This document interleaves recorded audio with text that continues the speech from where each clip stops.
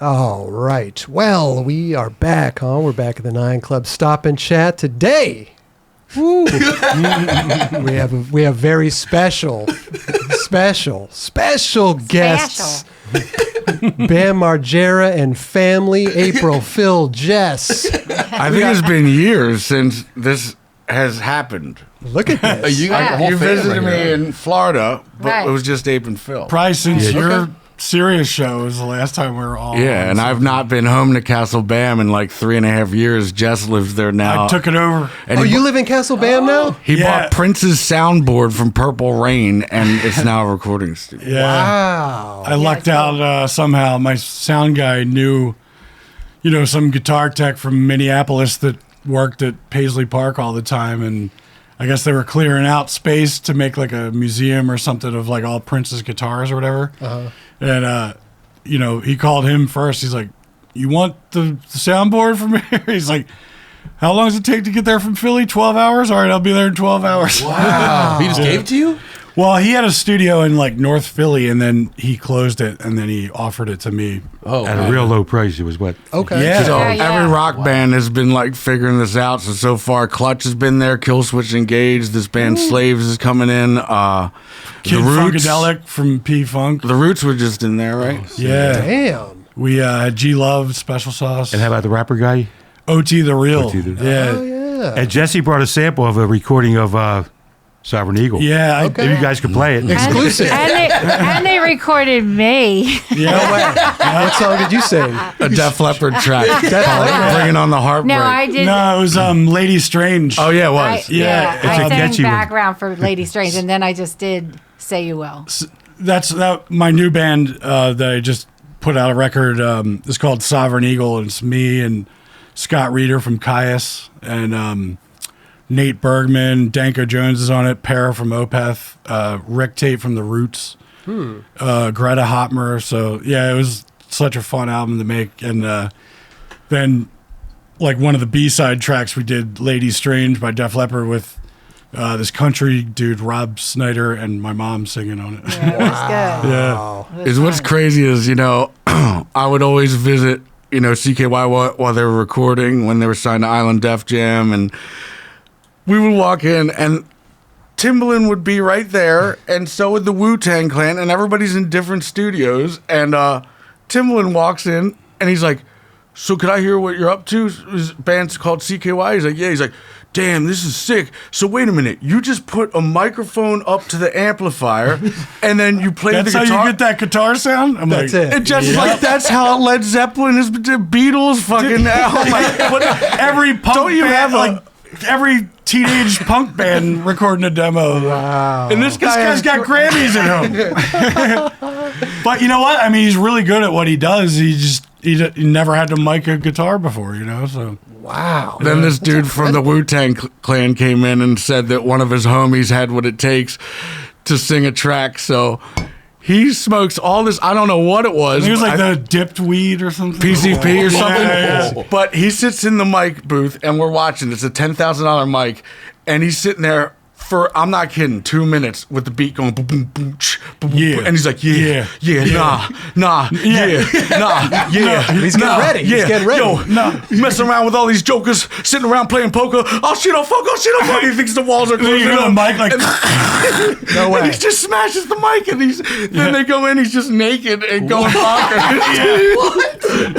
God, that sucks because it was like one of the entourage dudes that they hang around. It's like, yo, give this guy a couple bars. He's fire. Like, let him freestyle, and then that's what happened. And then they have to buy a $10,000 mic that he broke. Oh my God. Those Neumann mics are like 10 grand. Oh yeah. Yeah. Yeah.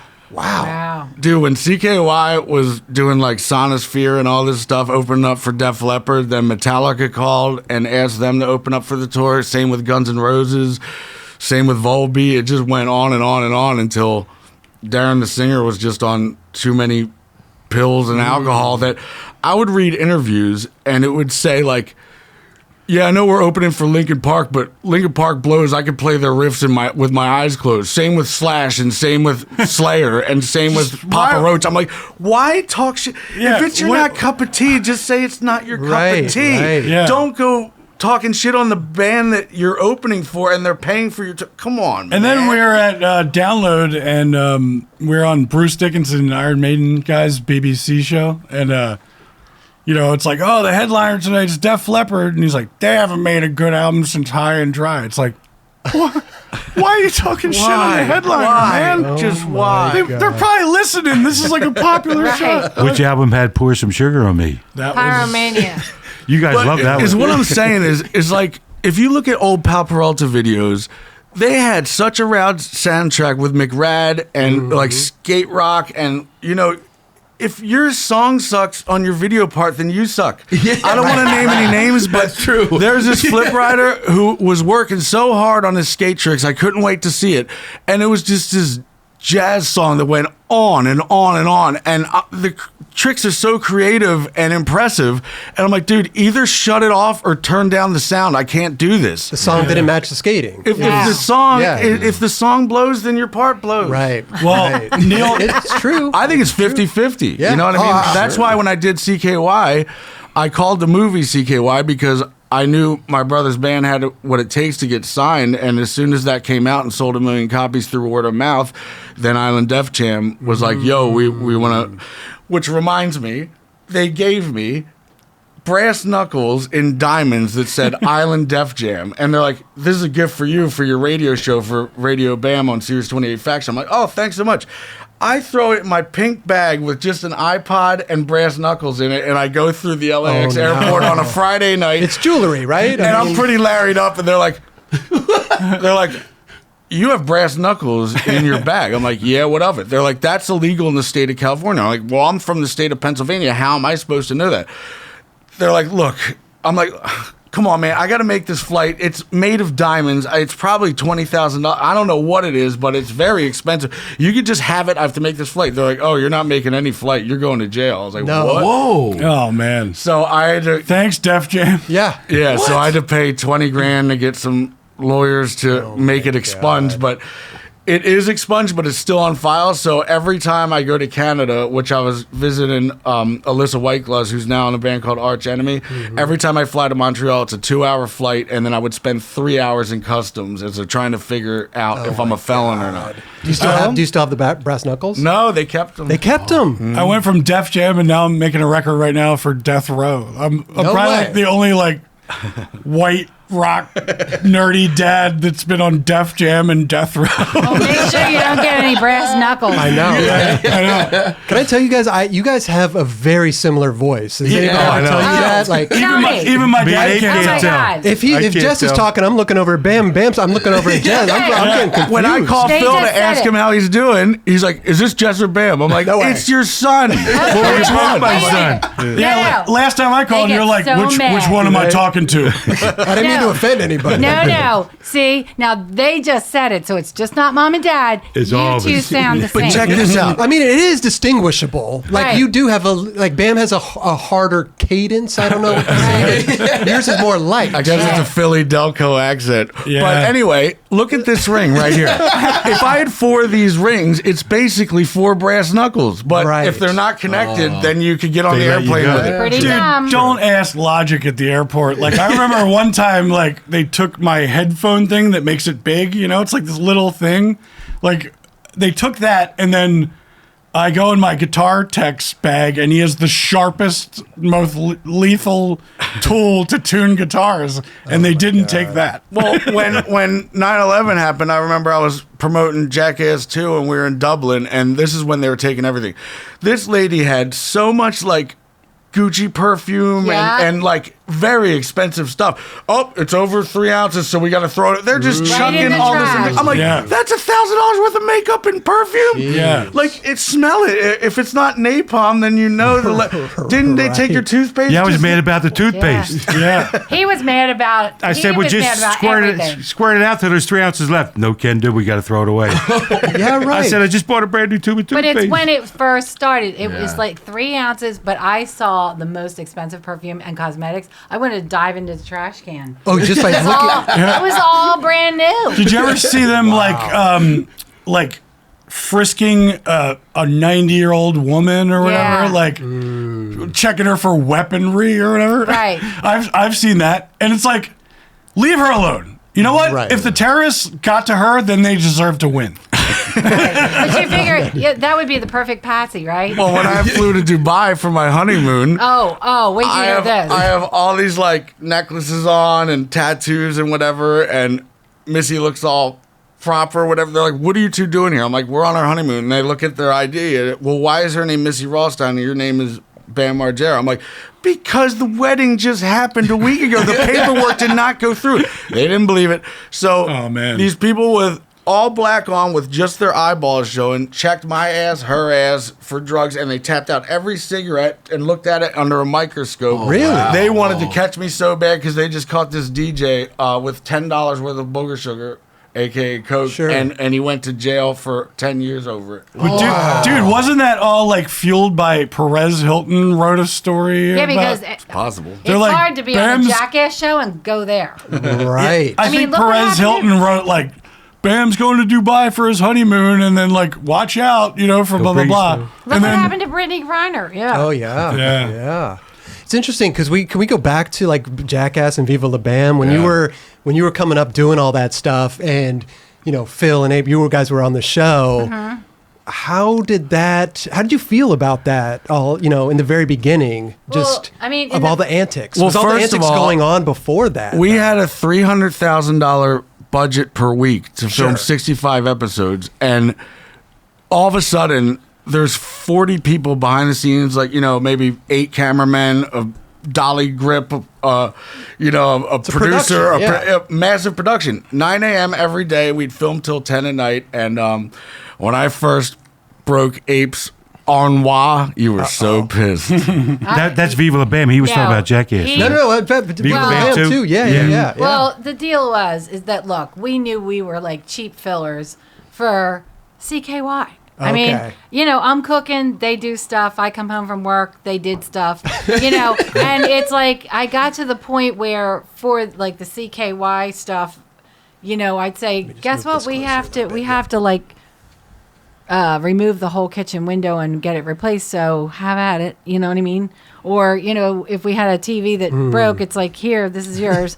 And so, I mean, most kids are getting bikes. My kids are getting broken TVs. Sure. If But you I look think- at Ape's house, Ape and Phil's house, there has been an ice skating rink in there, an alligator in the kitchen. We covered it with snow. We covered it with bubbles. We you put a painted, hole you painted the whole thing blue. We Yeah. made a whole entire indoor and outdoor skate park park. with Tony Hawk, Bucky Lasik, Jeff Raleigh, the works. But I'm Donnie guessing Barley, that you Kenny guys. Hughes. I'm guessing that you Firefare guys didn't know. Yes. What was We going didn't know on? anything. So you would walk into this. No, well, let me tell you one time. Me, Ape, and Vito never knew anything. nothing. Phil and I and Vito never knew anything. And listen, we didn't even think we would be involved, with Jackass or Viva La Bam, because we thought like our 15 minutes were up, and they kept saying, and you're on the show, and we were like, doing what? And they're like, just being yourself. Okay. Doing what? So, I mean, we never really did some acting job. We were just being ourselves. Sure.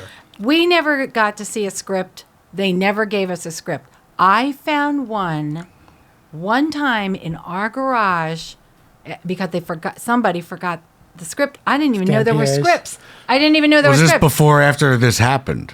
Before it happened. Before it happened. What did it say? Oh, Which one was it? no. So I opened it up, and guess what it said? It said, Abe comes home and starts to make dinner, and 100 tarantulas are in her cabinet. and like, I was like, I said to Phil, we're leaving.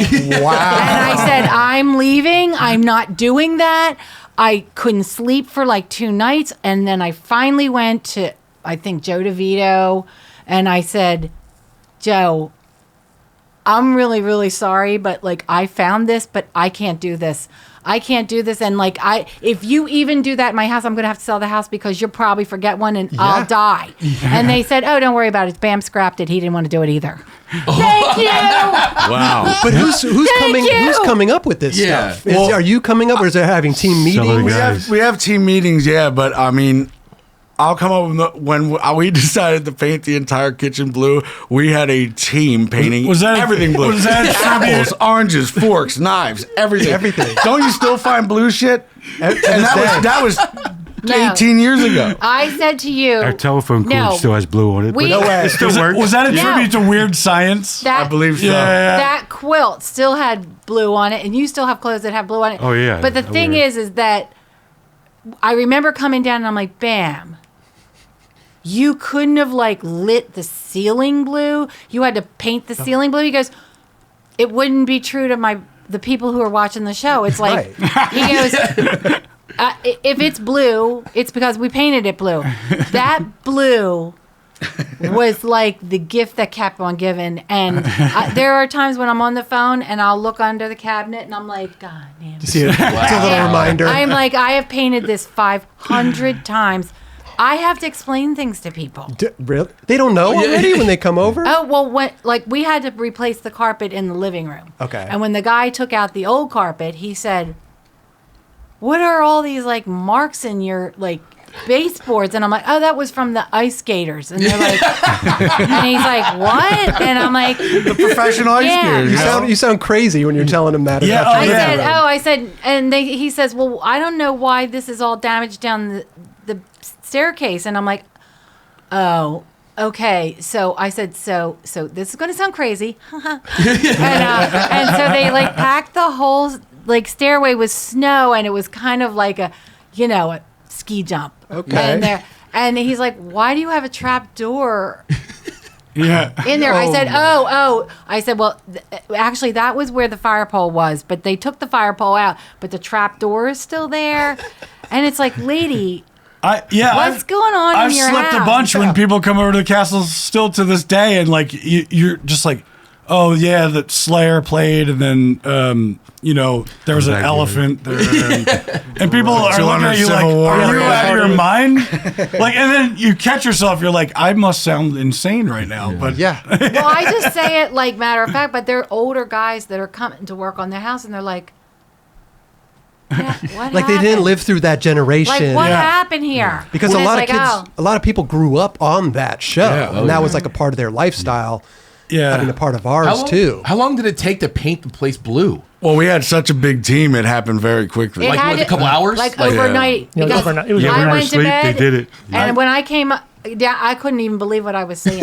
yeah. Oh, and just can I tell you, just this year, my friend, that sucks. I saw the best meme of this. It's you and Bam painting each other blue, and then it's like the new Avatar movie looks lit. You know what though? When I went over to the castle house and I was painting all those upstairs bedrooms, there's a little bit of that parade blue in every single one of those pans. Whether it was green or whatever, I put a little in there. Well, the crazy thing is that, I'm 43 now, so if I think of the things that I did in CKY1, such as pull up to a Wendy's drive-thru, order a Coke, only to say fire in the hole and throw it right back at the bitch, people would think I belong in a mental institution. Right. If I kicked open the door while Phil was taking a shit and beat his ass how old are you now, Phil? 65. At 65, they would say Bam belongs in a fucking mental institution. It wouldn't, But be, you know what? it wouldn't It's be like- funny anymore. It would be like, that's disturbing. That's just abuse. It's just abuse. He was like, even back then, I mean, you guys barely got along. I mean, nobody else was doing it. But I mean, now, like, you can't repeat a show. You could do something different. But the idea that you'd be kicking in the... even though you do that when you come home anyway. Well, thanks to Phil, I grew up with no rules because Ape would be like, if you're going out to play, make sure you don't cross the street. Then Phil would be like, you can cross the street, just look both ways. then Ape tried to ground me once. I forget what I did wrong, but you attempted to ground me. She's like, Phil, Bam broke through the screen door. He's outside skating the half pipe. I'm like, yeah, what are you going to do about it? You have know no what? idea how insane it was for me because I was on a long tour and then I kind of walked into the set of Viva La Bam after you guys already filmed a few. And to hear Bam like, I'm going to need a tank, a snow leopard, and a windmill. And then a team of a-holes has to go out and make it happen or they're fired. Do you know, just this year, we just replaced the roof, and the guys that went up on the roof to replace it said, what the hell happened up on your roof? And it's like there was actually a hole. And I said, oh, it was all those Christmas lights. I knew it. And the spotlight was up there. And the spotlight, and it put a hole in the ceiling. But we had real quick, we had to lift a piano from that up there too to drop it on a car. Do you remember the That's first right. one? Wait, do you remember? No. The first one that you did with Tony Hawk and everybody coming, and it rained, and we went to Atlantic City, and you put that tarp up, and you put it in through our bump out of our window, and tied it onto Phil's desk, and all the pouring rain. It pulled the bump out of the house like that. it drug the desk across the bedroom and against the bump out, and it was ready to rip the bump out. It pulled the house down. So the first time after they did that, the rain came and it poured into our house because it took, the bump out of a house. It went like that. It shifted it. We had to repair all of that. It was so crazy bad. Oh my God. My drum tech Todd Yetter bought like one of the Hummer H2s or whatever, and Just like babes. again, one of those conversations where you sound insane. It's like, oh, Bam had one of those. Oh, really? Would he sell it? No, Don Vito was mad at him and he drove it off a 400-foot cliff in a quarry. He's like, Yeah, in a what quarry, are you right. saying to me right Well, now? because I wrecked 8 of Don Vito's cars, so he kept buying another crappy one, and I would destroy it. And then finally, he had enough, so he put a brick on the gas pedal and let it go off a 500-foot quarry cliff. But after a while, are you guys just becoming content with Do you everything know what? that's going on? Okay, so this is Well, what Phil says to me. Like London is a great example. My son, it's you forget about things, and then he was playing Tony Hawk. Oh, that was funny. So I had to explain. Oh yeah, that's Uncle Bam, and he's like, "What?" And then when you unlock the game, you could play as you in your tighty whities. Phil. Okay. And then he's like, "Is that Grandpa pop-up?" Pop-Ups, Yeah, and I'm just like, "Yeah." I don't didn't even know how to register. explain Right. it. Do you Right. remember? He went over to his friends and found out and came home and he goes, nobody tells me anything in this family. Oh my gosh. But are you guys just becoming? I mean, Phil, you're driving the lawnmower and fall into a pit. He's coming in and wailing on you. When you're sleeping and stuff like. Do you just Is it become normalized or? It had to, because when I retaliated, it got twice as bad. So I said, let him do what he wants. Really? He can do what he wants because I'm Well, not when going to we would retaliate. wrestle when I was younger, you would always win, but you kept getting bigger and fatter, and I got faster and stronger. That's true. I couldn't keep Well, the up. whole thing was like, I thought to myself, I know this is all playful play, and it was all Sure. while our Like kids nobody's were- getting hurt. But as they grew up, they were still playing the same play, and I'm thinking this is starting to look a little strange. But I know that Phil came from a big family, so I mean that was kind of like his normal norm. I think they were all wrestled and played, and Yeah, so it was that was normal. his deal. So I mean, a lot of people are like, my husband would never let my kids. Right. I said, but he kind of started it in the beginning. And you know what? When Viva La Bam started happening, I guess our address leaked, and there's no gate at the house that Abe and Phil live at. So our mailbox, it said Bam on it with the Element logo and everything, and almost every night, it would get smashed, and I Right. couldn't take it anymore. So I I hid in wish the bush. Ring cameras existed back Yeah, then. I know. No. So I waited in a bush all night long one night, Oh, that's and we right. live in a cul-de-sac. So if you're not going to your house, it's our house and then 3 other houses. So once this dude made a loop, I was like, that's him. He's trapped. So I ran out and I trapped him. I said, what are you doing? He's like, oh, I'm just turning around. And I looked in the back and I see a sledgehammer. I'm like, really? You're the son of a bitch. So I grabbed the sledgehammer. He's like, you know what? I was like, where'd you get this? He's like, I got it at an auction the other day. I'm like, what do you have it in the back for?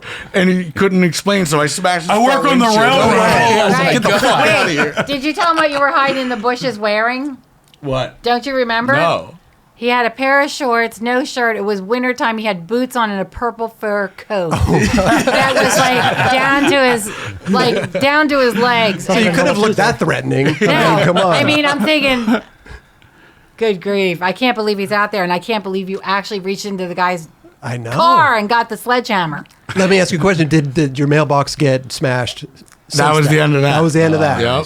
That was the end of that. Even though, when we lived at the first the CKY house, we live on a road where there was a long road, and then people would play. It was the mailbox. lawnmower house, yeah, Well, with the yeah, lawnmower, it was yeah. like the lawnmower house. Yeah. So I mean, there would be a long way where people would play this baseball mailbox. Wait, you know? didn't Phil plant like a 12-foot steel pipe? Me and my Phil's dad yeah. came over, and we said we have to do something about this mailbox thing because we were replacing it all the time. So my father-in-law shows up with like an 8-foot iron pipe. Hey, I'm not kidding. It was 12 foot. I was They 8 feet dug- deep, throwing dirt up still. They were and then it was deep digging enough. for And then like heavy duty welded the box on. Right.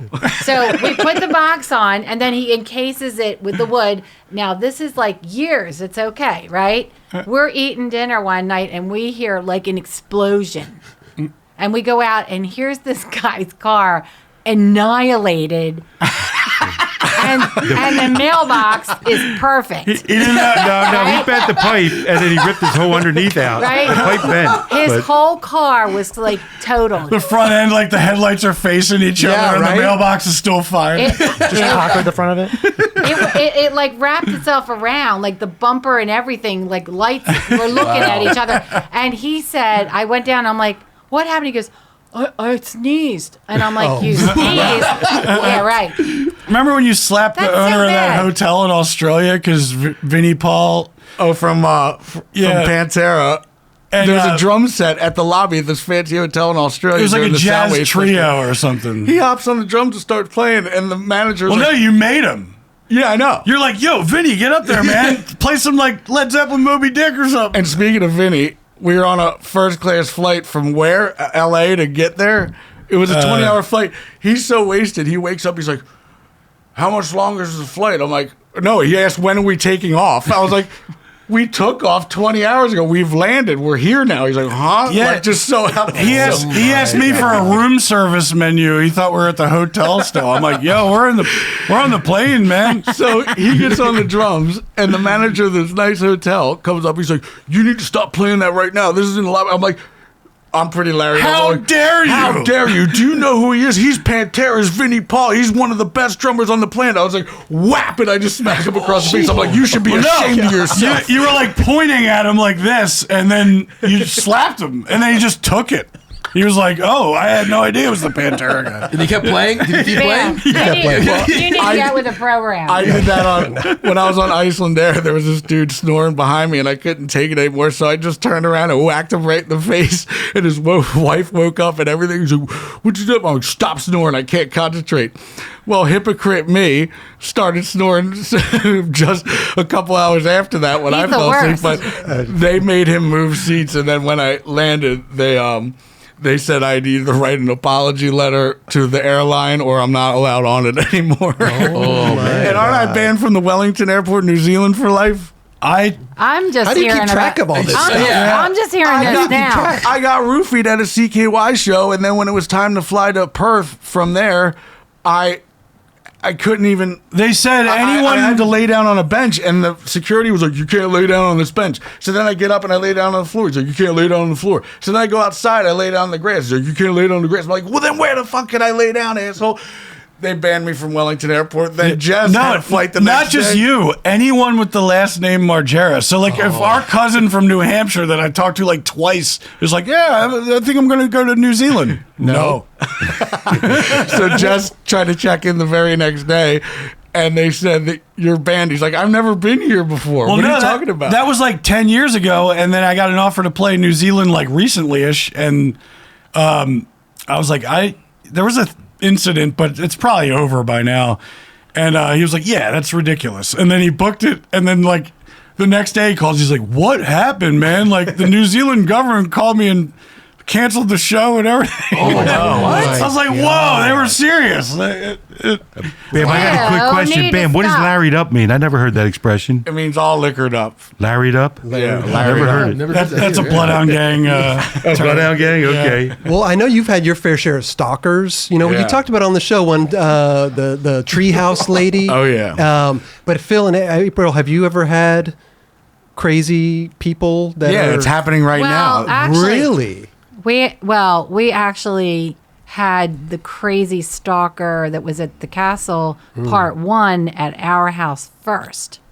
The So- who burnt down the treehouse. Yeah, she She actually, I was the first one. We were swimming. I had the kids over, and she gets off a bus with her huge bag, and I was like, "Can I help?" She started setting up a skateboard in the garage, and you guys sent me over to confront her. She just randomly in the showed up in the garage. No, Yeah, she yeah. skateboarded to my store, and then when I drove home, she followed me home. Well, and the first she thing had I was a whole like, big can- box of stuff she drew for Bam, which was gigantic. Well, I went over and I was like, can I help you? Or like, are you lost or something? And she's like, oh, no, I'm not lost. I'm here to marry Bam. And I was like, 911. Yeah, I sat with her in the driveway and made her a sandwich and waited for the cops to come. And they were really nice. They put her whole big box in there and they took her to a shelter, which took her to a psychiatric ward. Okay. And then she got out, apparently found the Castle House, crawled through the swamp to live in the treehouse Right. for 3 months because nobody ever went There the hell were down so there. many whittle carvings, like Oh. of pick into the wood of the tree there was just messages for days that I'm like, she must have been here for You months. should have seen the box The of stuff she brought. It was just plain crazy. A female Unabomber, like in the tree fort. Oh my gosh. But the thing is, like, if you put her in the car to take her to like a mental institution or whatever, or anything like that, or a safe house or safe harbor, to like have a place to live, she'll get out of the car and do a cartwheel and then go in, like, go in. Dude, actually, when she finally barged the house and when you were sleeping and you called the cops, didn't she do a cartwheel naked Yeah. while running? The cops were chasing her through the woods. She showed up Right. naked at like You gotta 11 at appreciate night, it. kissing Yeah. my neck, and I thought it was Missy, and I was like, we'll get to that in the morning, I'm tired. Then I see that she's sleeping the other way, and then I look up and I see this silhouette of this like skinny chick, hairy armpits, naked as fuck, and then when I turn the lights on, she's on the rug fingering herself, saying the owl sent me from All Jupiter. right, keep it PG. The owls are telling from you that. Jupiter. Yes, and then she Jupiter, said, right. we're supposed to marry each other because my parents invented goats and trailers. Oh, sweet. Right. Yeah. So then when the police showed up, 5 cop cars show up, the gate opens, beep, beep, beep, beep, beep, and she's naked outside seeing this happen. She goes, oh shit. So she does a naked cartwheel and just cartwheeling. bolts into the woods. The police looked for her for 7 hours. I'm like, dude, I'm going to the bar, man. I can't take this My anymore. God, but you've had stalkers yourself. Yeah, we've had people like show up at our door at all hours of the day. I mean, honestly, the funny part was we live on a cul-de-sac. Okay, so for Halloween, we get like 5 kids, and they've all grown up, so we shouldn't get any kids. Okay. But then we did Viva La Bam, and it got to the point where, we're all ready for a couple kids, and before we know it, like 60 kids show up. And then the next year, it was like 120 kids. It's a lot of candy. They were coming from Jersey, everywhere. And then, Some were like, are you 30? Are you in your 30s? A little too old. yeah, Trick or they treat? weren't even Really? half of them dressed. But then the third year, CKY played on Halloween night, and we wanted to go. So we were still doing the show, but we hired a security guard who sat there with a stack of snacks this tall in the driveway. It was a nice balmy night. Okay. And he handed them out until we came home. And he said, when you brought me here with this stack of snacks, he is like, lady, you live in the sticks. And it's like, don't worry, you'll be busy. What about the skate park though? Did the skate park let people show up for that? Yeah, it's still there. Yeah. Yeah. And the funny thing is that I don't want it to be an empty skate park, even though I haven't been there in 3.5 years. You want people to utilize it, so, right? yeah, I want you Yeah. to skate it. But there's only 2 rules. It's the trash can is free, throw your shit away. And then the other rule is shut off the fucking lights when you're done. And be done at 10. And then Jess will wake up at 3 in the morning just to take a quick piss and look out the window and be like, the lights are on. Like, how can you forget? well, do you know what? Costing me, Wait, it's like, right. I'm Last- paying for these random people to skate maybe $400 a night if you keep the lights on. And Back leave. in the Somebody- summer, there was like a heat wave. It was like almost 100 every day. And I go down there, not only are all the lights on, but someone turned the heat on. The floor heater. There's floor heaters for the Okay. winter time. They don't even care. And then there was 1:00 in the morning, a bunch of random losers show up and blast off like fireworks in the field. And the last 3 weeks, somebody came and threw trash all over the field. Really? It took forever. Dude, that would be Which like is astonishing broken to me. bottles in the bottom of the bowl. It's Jess like- will walk out to his We're so old-fashioned done. Cadillac, and there's just beer cans all over the Yeah. trunk and roof. So- like, Which is crazy because a lot of these guys, like, they're like, hey, I drove from Michigan, like, and I look at the plates on their car and it's Michigan. I'm like, oh, okay. Yeah, you can skate for a little bit. And then they just like trash the place, which is like insane to me. It's like, you know, I like Abbey Road Studios in London. That's like my mecca. Like if I was lucky enough to go in there and I just left like a beer bottle on the piano and just, There's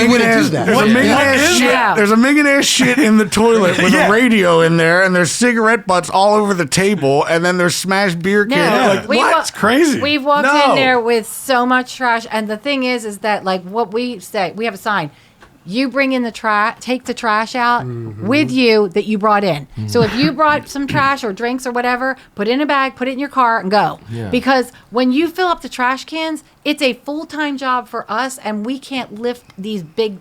You know what I mean? Yeah. Like we're out there picking trash up from guys that we're just letting go in there. It's so. I felt so bad so because abusive. Anthony Green from Circus Survive, and now he's in a new band with the My Chemical Romance guy, LS Tunes. Really good. Check it out. They shot a video in the skate barn, and I felt terrible because I didn't really like look before they showed up to film, and someone like left stuff all over. So like his poor like camera crew had to clean it all up, like because I didn't even know about it. Well, it's really hard because like they come in, it's like, oh, we'll be so nice and we'll be out, and then you go down there the next day when they're gone, you're like, dude, are you kidding me? Well, one day I had this 2-hour-old idea that I made come to life instantly. I'm like, you know what? I'm having Valiant Thor play CKY, Beanie Siegel, Freeway, and it's all going to be in the barn. Everybody's welcome. The gate code is this, and show up in 2 days from now. That was a hot mess. The township always makes up a new rule to shut it down, but they could not file this in time. Okay. So there's nothing they could do about it. So when so many cars pulled up and filled up my entire property of 14 acres that they started parking on the side of the road. No school buses could get through. We were fined for days. We paid for every single rut in every single person's lawn. It was a nightmare that he doesn't understand. But check this out. Check this out. I had a duffel bag, a big trash bag just filled with money, because we were like selling pizza. Jack was collecting shit at the door, and Beanie Siegel said, if I show up, I want $7,500. I'm like, yeah, no problem. He's like, all right, cool. I'm bringing my homeboy Freeway. I'm like, you can bring whatever homeboy you want. You can bring your girlfriend, your boyfriend, anybody. So Freeway does a song or two with him, and then when it's time for Beanie to collect the money, he's like, well, what about him? I'm like, what about him? He's like, I said I was bringing Freeway. I said, yeah, you can bring whoever you want. He's like, well, what about his $7,500? I'm like, no. This is not the agreement. We argued back and forth to where I just had to shut up and give it to him. Well, the next day after the party, they had an emergency township meeting and passed a law. Of course. No more than 100 people for a party. And then also, but there was a wedding down the road of more than 100 people. They also said that you cannot have an event anymore and you can't sell tickets. And the next day, there is these horses with dudes with guns chasing these foxes with flutes. Yeah. I'm like, who is trespassing through my land? My land? They're like, oh, it's the fox hunt. So I look it up on the internet. Pocopson Fox Hunt Township. It's an event, and you sell tickets. I'm like, you just passed a rule because of me that I can't sell tickets. He's like, well, this has been happening for decades. It's grandfathered in. I'm like, oh, so you get to sell tickets and have an event, but I can't. And then one of the neighbors made it so that not to mention you're trespassing, killing fucking foxes in my property, which is not cool with me because it's a spirit animal and that's fucked. Well, you guys had to film the third season of Viva La Bam like in Europe and stuff, right? Because one of the neighbors like pulled some strings and made it so that you can't film. Well, do you know what it was? State of Bam. Then it backfired on him because M. Night Shyamalan wanted to film scenes on his property, and he was like, "Oh, sweet," and it's like, this is a two-way street, man. Right. Like, Wow. And then he was like, damn it. I just shot myself in the foot. It was a neighbor down the street who got the offer, and he said no because the township M. Night was giving him a Shyamalan hard- was going to pay him like a location fee, like a big location and fee. they He was wouldn't like, let it happen. They wouldn't let it But you know what? It's just like, look, that whole thing at the castle was too much, and like we just tried to cover, well, the I know food why. and everything else. Because It was the all neighborhood, which No. Georgia Busher from across the street, she's the township supervisor. So they made me a cake and everything saying, welcome to the neighborhood, not knowing who I was. I didn't show up for the cake or the party or anything. I'd Slayer play instead. and there's a jail down the street, and they said that people were shaking the jail bars because they were so pumped for hearing Slayer live. And you got know? a ton of letters like a few days later, like from all the prisoners, like thanks for the Slayer, man. Yeah, so then I had an upside down car in the driveway. So the next day, Well- there's no more rules of having upside down cars in the driveway. There's no more rock concerts at nighttime. If you only went to go get the cake. No, well, know, the thing it is- could have been all no. different. Well, Yeah, the decibel level Not only did midnight or whatever, you they- blow off their party, but you had Slayer play, and all the livestock from down the road jumped the fence. and All it the took 'em horses were running wild. No, hours to round them he up. was trying to run the spectrum at his house, and you can't do that. Right. So I mean, like, enough said. I mean, they probably passed how many laws because of A that? million because it was crazy. Right. But Like- hearing all these stories right now seems like this was a nonstop, but this was kind of like It was nonstop. It was every But week. really every week. anything that I come up with, if I had a wrestling ring by the Treetop Casino and there was a zip line and there was a lesbian vegan wrestling match, they were like, no more lesbians, no more vegans, no more Okay. zip lines, no more wrestling, no more No, Treetop no. Casinos either. Who would be And this was Excuse a while me. ago, but still, when I'm driving in, like I wave to the neighbors, and they're like, other flick you? No. Excuse me. I'm like, yeah, I'm not the guy. What you're forgetting is, okay, the wrestling thing was down there and everything else, and it was a really long day of filming. And what time in the cold winter did we get to film that? 1 a.m. And it sounded really loud. So there you go. and you know, Missy Margera, when I was married to her at the time, she's such a sweetheart, but I don't know what came about her, but there's like a lot of horses in the road sometimes because I live in the middle of nowhere and it's all horse property. So she's driving by in a Range Rover. I guess she was going a little fast because she had to be somewhere quick, but the lady on the horse was like, slow down. She just skids out, puts on the e-brake. She goes, then drive your fucking horse on your fucking farm. I was like, yeah. Get it, Missy. Oh my God. When did you realize that? We were in trouble? No, well, okay, let's get to that too. But also, like, when did you realize that this was big? Like, When did this you was realize big? Like, Viva La Bam. Well, you know birth what? to two I sons think- from hell. No, it's when Ape found this note in 5th grade that said, I'm going to be best friends with Tony Hawk. I'm going to be a pro skateboarder. I'm going to have a red Ferrari in the wrote that driveway. down. And then she Really? looks in the driveway. She sees a red Ferrari. She's like, who got you that? Well, I'm like, well, Tony Hawk's video game did. So she's Well, like, look at this note. That's not Wow. exactly it. Okay. Like, honestly, it was at our house, you know, where they first started filming CKY. And it wasn't until our little house had half of Westchester packed in, like, we had showings 3 times a day, and it was packed from like front to stern.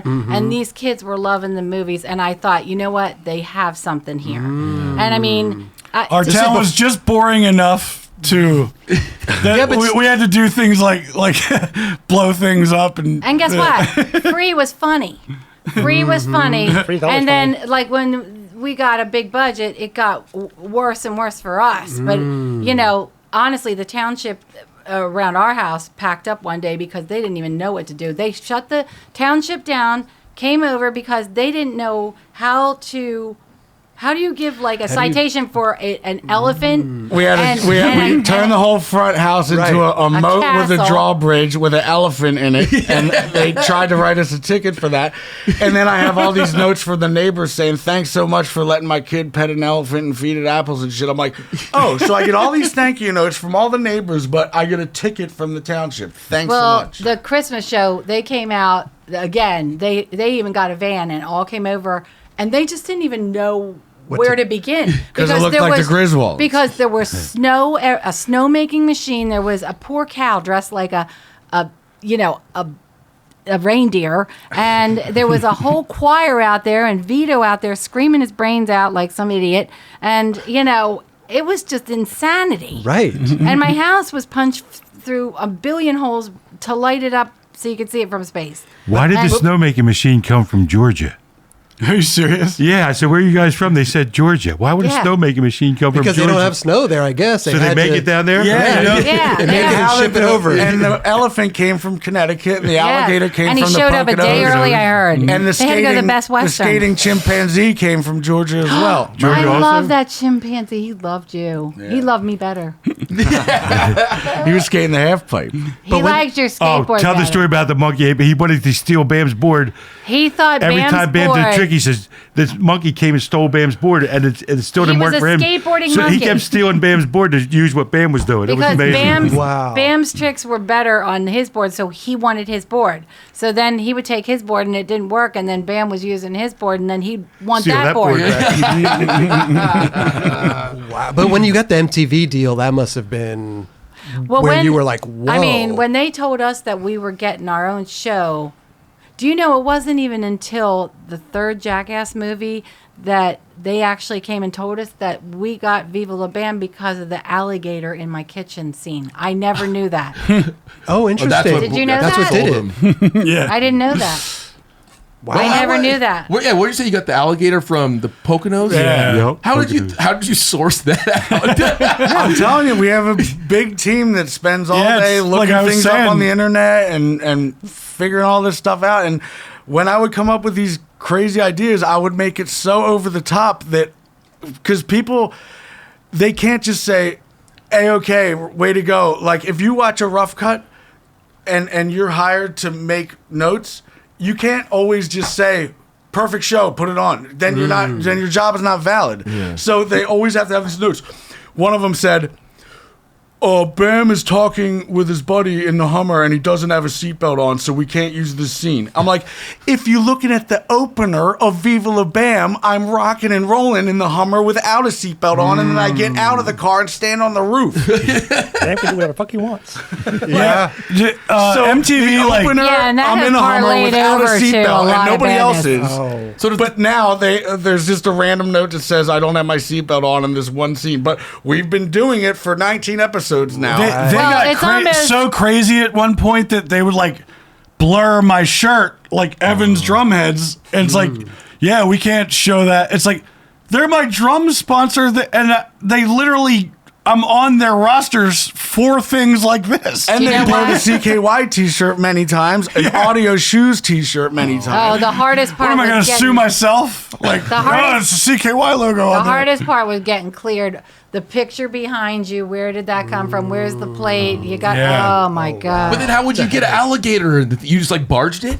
Yeah. You can't like you don't get that approved. Then. You just go for it. Is that Yeah, what you yeah. basically? Wow. They've found weirder things, like Civil War cannons and stuff. Like these poor guys that worked on the show. It's like, all right, now Bam needs a spider monkey and it's like they have to my God. but make this happen. Every once in a while, because we did 65 episodes, so every once in a while there would be like a producer that switched because maybe they either got fired or had a different job to do. So a new guy came in. Danny Way, Colin McKay, and Chris Markovich flying on a helicopter, landing the property to do these skate tricks. And Danny's trying this line, and at the end of the line, he's trying to air off this quarter pipe into the bank.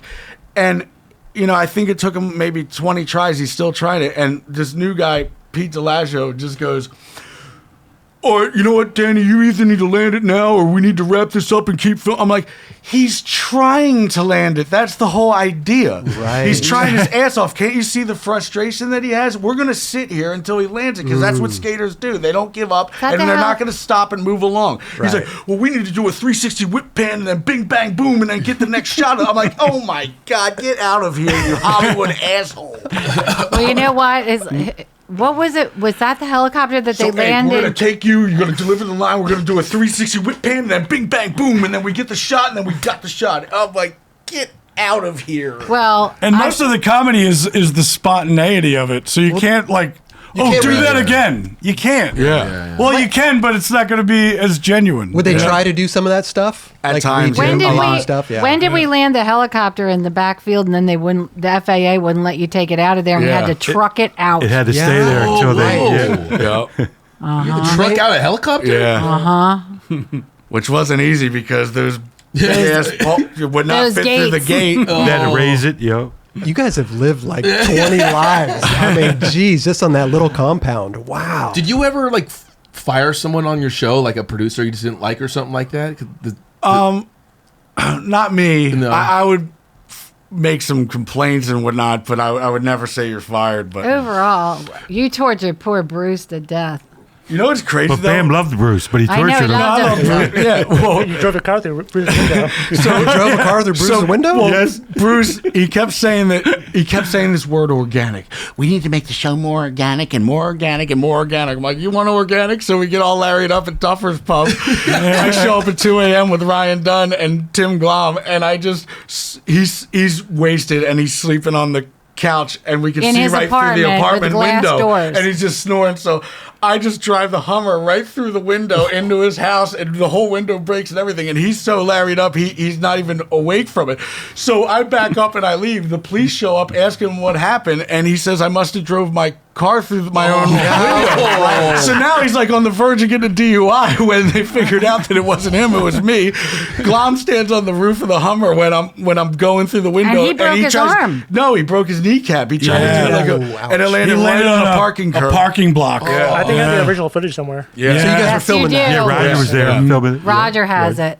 Oh yeah, did Roger live with you guys back then while filming for this? Lived with Aben Phil Yeah, for well, you like know a what? year or more. Yeah. How was that? How was living with Raj? It was the He's easiest- awesome. He's Did he make great. chili? You know what? But No. Roger, you wasted a lot of money on coffee. Every morning you'd go to Starbucks and buy a $5 cup of coffee. We made coffee at home for free. I like to know. That's why I went to Same, Starbucks. Phil. No, he was Same. so easy. Like we hardly even knew he was there, and I mean, honestly, it was a pleasure to have him. And you know, he was always respectful. He's a and considerate guy. He's Oh, very definitely. considerate, Yeah. and I mean, like I said, there was no problem whatsoever. Yeah. So, and Raj, why were you living with them and not just like get a little apartment there or a hotel or something? It seems like MTV would have Had to paid be close for to the it. action. Yeah, and Oh. I said to him, like, don't try to get anything. You can stay upstairs. We have the 3 bedrooms, and you know, Okay. you can Because take the one. honestly, a lot of the funniest moments are just like waiting for lights to get set up, like when you're just messing with people. It's when we usually get the best Jackass stuff, and Yeah. then we're I pretty waiting much moved around into for the Jess's bit room. to happen. And Right. What's that? I pretty much moved into Jess's room. Yeah. And like Yeah. Ben was still there. It was before he bought the castle. Yeah, so Bam was living there too, right? For Yeah. a little Yeah. bit. Oh, you guys are. Where were you living, Jess? On a tour bus. So that's why you weren't kind of like involved with. Yeah. He missed a lot of it. You missed a lot of it, right? Yeah. A lot of because tours. the band was on tour, and I mean, like he was anytime he was in town, but you know, he wasn't part of the crew because he was always on the go. Did you feel like you were missing out? I mean, I'm a musician, so like as fun as it is, being on the shows and stuff, I want to be known for Sure. being a drummer. Right. Right. Yeah. But there was a lot of fun stuff going on. I'm sure you'd come back and hear all the stories Yeah. or see it on TV. Would you watch He'd the come show? back and see Never the a dull wreckage. moment. Actually, we were recording an album in Hawaii when Jackass first premiered, and one of our friends there, we were on Volcom. She was like a house sitter, and it was like one of these guys that writes like financial books or something, and he has the craziest house you've ever seen, and he's only there for like 2 weeks out of the year. So we got to watch the whole first season of Jackass on his movie theater screen. Yeah, it was pretty cool. Would you guys watch episodes of Viva La Bam and see? Well, We would or- always watch it at We do premiere Duffer's. parties. We would do premieres at Duffer's Yeah. pub, and everybody would show up. Well, and the it would first- always You be know like a what? packed First bar. season of Jackass, even though I wasn't there, I was all over it because a lot of it was, they just took CKY footage. did. Oh, Well, do you know Jackass, what yeah. though? Like Viva La Bam, when it was on the Sunday Stew, and like Roger knows this, it was crazy. We filmed that show Monday, Tuesday, Wednesday, Thursday, Friday. The tape got sent to California. It was edited. It was on the air that Sunday night. Really? What? That fast. quick? That quick for the first So season. you would film one episode in a week. and it aired on when I- Sunday night. When I first showed up How to would you be- Studio City, I didn't know what the warehouse looked like or whatever that Viva La Bam was at. I wake up or I walk in. There's like 10 editing booths of 10 editors, and there's all these people doing all this stuff on the computer. I'm like, what's everybody? We're looking up the information to find the elephant that you need. I'm like, well, what's this guy doing? He's working on episode 1, and he's working on episode 1 with him. He's working on episode 2. He's working on. So everybody's just powering it out. Are you seeing it before it comes out? Yeah, there was daily cuts. from I would do We daily didn't. cuts. No, you had no, most- you had no say over anything. and we had a couple editors in New York as well. And I remember Chris Cole did this switch tray flip over the pyramid that I was like, why is that not in there? They're like, well, what's a switch tray flip? I'm like, it's when you're skating backwards and then the board goes 360 horizontal and vertically at the same time. They're like, dude, I don't compute. I'm like, it's when the board, it goes 360, which is a circle, horizontal and the other way, but he's doing it backwards. So when you see him, you know what? Fuck it. And I just get in the car. I drive 3 hours to New York. I walk into the booth. I'm like, all right, fast forward, stop. That's a switch tray flip. Goodbye. I mean, it's important for you to have it in the show. Right. Right? It's very important. And I had to teach the editors, look, if you're watching a skate session, start from the end and work your way down. Because if you start at the end, then that means a hammer has been done and everybody's been warmed up and they got the good clip. If you start putting an ollie over the pyramid and then a 180 over the pyramid and then a backside 180 and then that's the clips, it's like, you need to keep watching the rest because now they're switch backside flipping the pyramid. Like, Also, don't even bother watching the first 30 minutes. They're just warming up. Bam, I don't think you get enough credit for like what we were talking about earlier, like His editing the skills. music. Yeah, and that music. Because I don't know what like screaming match you must have had on the phone when Clutch was on the one episode. Yeah. But I guess Neil Fallon, the singer, witnessed you like fighting for like, like you would put like bands that it's hard to explain on MTV at all. yeah, it's like MTV gets like paid to Promote. like like the new Green Day album is coming out. He fought for bands from Finland, from Right. Oh, yeah. So Like- so they would yeah. put like the new Green Day single or whatever, and Bam would be like, no, we need Viking Skull here, like it fits perfect, blah blah blah, Right. and like they put up such a stink, and Bam was so like brass tacks about it, and Neil and a lot of bands like are Big because of it. yeah, and they were like, what a awesome like.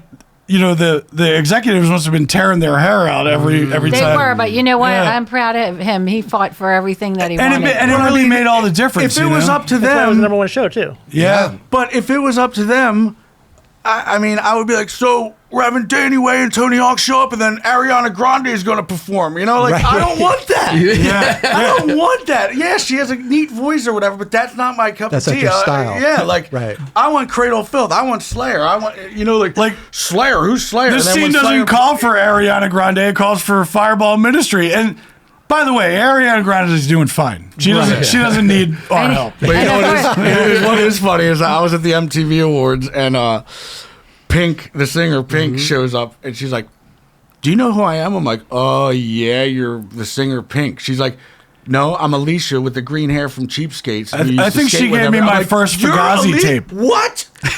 Yeah. And then she's like, "Come over to my house in Venice. I got a half pipe." So I Yeah, right. They were skate rats. That was the You craziest thing. you didn't even make that comparison. I did not put the two and two together. Well, like if you when we skated Love Park with Alicia from Doylestown all the time, like she gave me my first Fugazi tape. Like she was wow. like punk hardcore chick. Yeah. So to see her doing pop music was just like, what the hell? I know. And how great is she? Yeah. Like she Oh, just yeah. kept going. But She married Carrie. At the time, it's like seeing Ozzy Osbourne doing Burt Bacharach covers or something. Like, yeah. Yeah, Wait, but, you I mean, met her she's at- amazing. You met her at Love Park? Yeah. That's and wild. Cheapskates, yeah. She's from Doylestown, not far from us. Cheapskates was an hour away, and whenever Bob, the owner, would call up Phil and say Bucky Lasik is there, or Tom Boyle, or Sean Miller, Phil would take me out of school at 7th or 6th grade and drive me right up there to go skate. And Pink grew up near where you did the Doylestown, Cheapskates. Yeah, like we not knew Doylestown. her. Wasn't she at where we Point Pleasant? No, Jersey? No, it was Britt? Doylestown. No. Oh, we met her there too, though. Yeah, but she was at the Award. NSAs. And speaking of Pink, she kissed me on the cheek at the same time Fergie did. Ooh, I was amazed. I wish I had a picture. You pissed it? Phil's been getting all the perks over here. I don't know. He does get the Pink perks, on but I this said, cheek and Fergie on the other cheek, and I'm like, whoa. no, I tell everybody I slept with Billy Idol, but Phil was there too. Yeah, he was in the bed with us all night. Yeah. And Odorous from Guar. Oh, Odor Yes. says slept with. He got into their bed in full monster gear Yeah. and was like, I had a bad dream. Yeah, I remember that. I think his I'm costume scared. cut me. I was When bleeding. Phil was on Celebrity Fit Club, he was with Gary Busey, And, Oh, my and God. didn't he tell you that? Oh, he was dating a doctor of holistic medicine. She was very good looking. And she said, Phil, you want to lose weight, right? She says, well, how about if we rent this gym and me and 5 of my friends get naked and you chase us all over the gym and the first one you catch, you get the screw. And I'm there, I'm married. And they said, well, you want to lose weight, you wanna don't lose you? weight? And they were hot. I'm not kidding. Gary They were Busey good. and Mom are now enemies.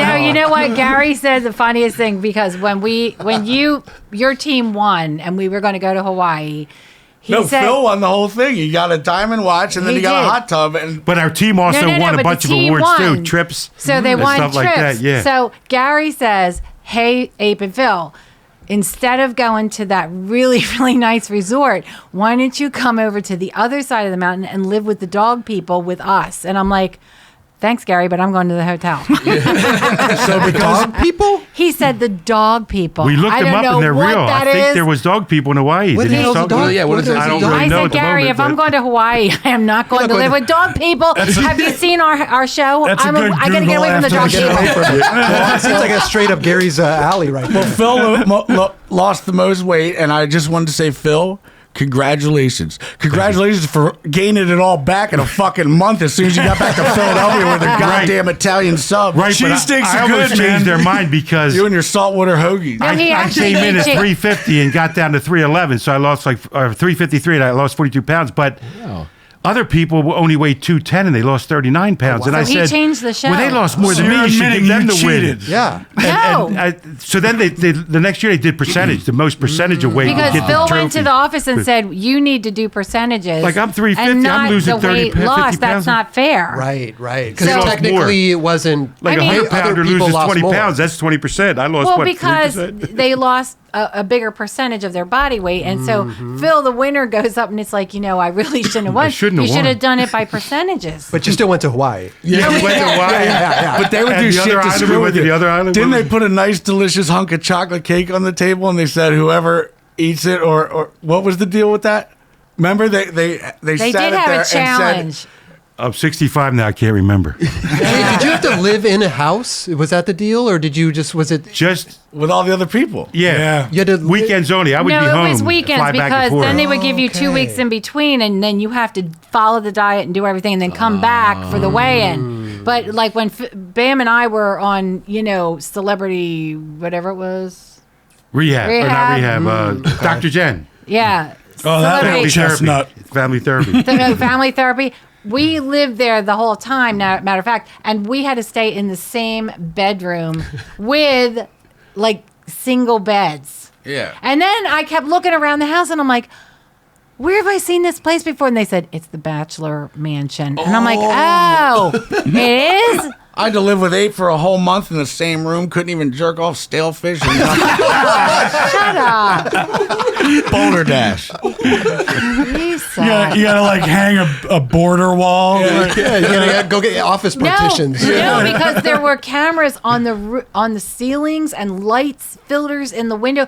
It was really hard to like try to sleep there. And then we were freaking out because the only place you could actually really change your clothes was like go into the closet because he lost his mind the first day because there were like microphones and stuff in the bathroom. Remember? Really? They really had you like They- on surveillance. Yeah, they said the microphone is in case you got in trouble in the bathroom. It's like bullshit. Oh, Get it come out of there. So some poor sound guy had to listen to you piss in the morning. And Oh, and everything. take a minging ass shit with a foot of turd hanging out my ass. That must have been a huge switch from. That was like the most intensive thing ever because we were living with the Lohans, the Dash wow. brothers. Oh my gosh, who else were we living with? The Teen Mom Girls. Teen Mom Yeah. Girls. I think when you watch something like that on television, I think the audience they're engaged in it. But they're also wondering like, is this real? Yeah, is this even, it was. Is this fake? Like, what is going on? It was here? not fake. It was so funny too because Dr. Jen was like, "So we have rumors and news that Dina, you did coke with your daughter Lindsay. Oh. Is that true?" She goes, "No, that's definitely not true. I've actually never done it in my life." And Michael just leans over. He's like, "Bam, I used to do it off her ass in our 20s. What is that?" I'm like, I believe it. So he just comes up with a shirt. think- the next are we- day, are we and gonna he get drops into it down all and this says, trouble, like- Deny everything. Do you know what? We need to Edit stop that saying out, Roger. stuff. But it was on TV. I so know, what? but well, that was on TV. Okay. But I mean, like, we need to stop saying It that was already stuff. on TV. I know, but I love Dina. She's great. Yeah, you're still friends. That's awesome. I know. So it was completely real, everything about it. that Yeah, show. it was. They didn't tell you to like, hey, we're going to do this today, or just They just give they you a would just guideline, say, maybe? today we have a thing where you have to meet with comedians and talk to them about maybe doing something funny for the house in the evening. And then they put us all on the bus and drive us to the comedy club that's sold out and says, oh, by the way, you're doing stand-up tonight. And half of them bailed. We went, right? We did it. Yeah. It was so funny. How Oh, long? I'm sure he killed it on that one. How long did you have to do? Just on the spot? Well, let me tell 10 you. minutes or something? Oh no! I think it felt like 10 minutes, but it was probably only 2. But it felt like forever. Oh, and yeah. then I had mine all written down, and I thought, you know what? I'm funny tonight. And guess what? He says, "Can I see your notes?" And I'm like, "Yeah." And he goes, Eat some up.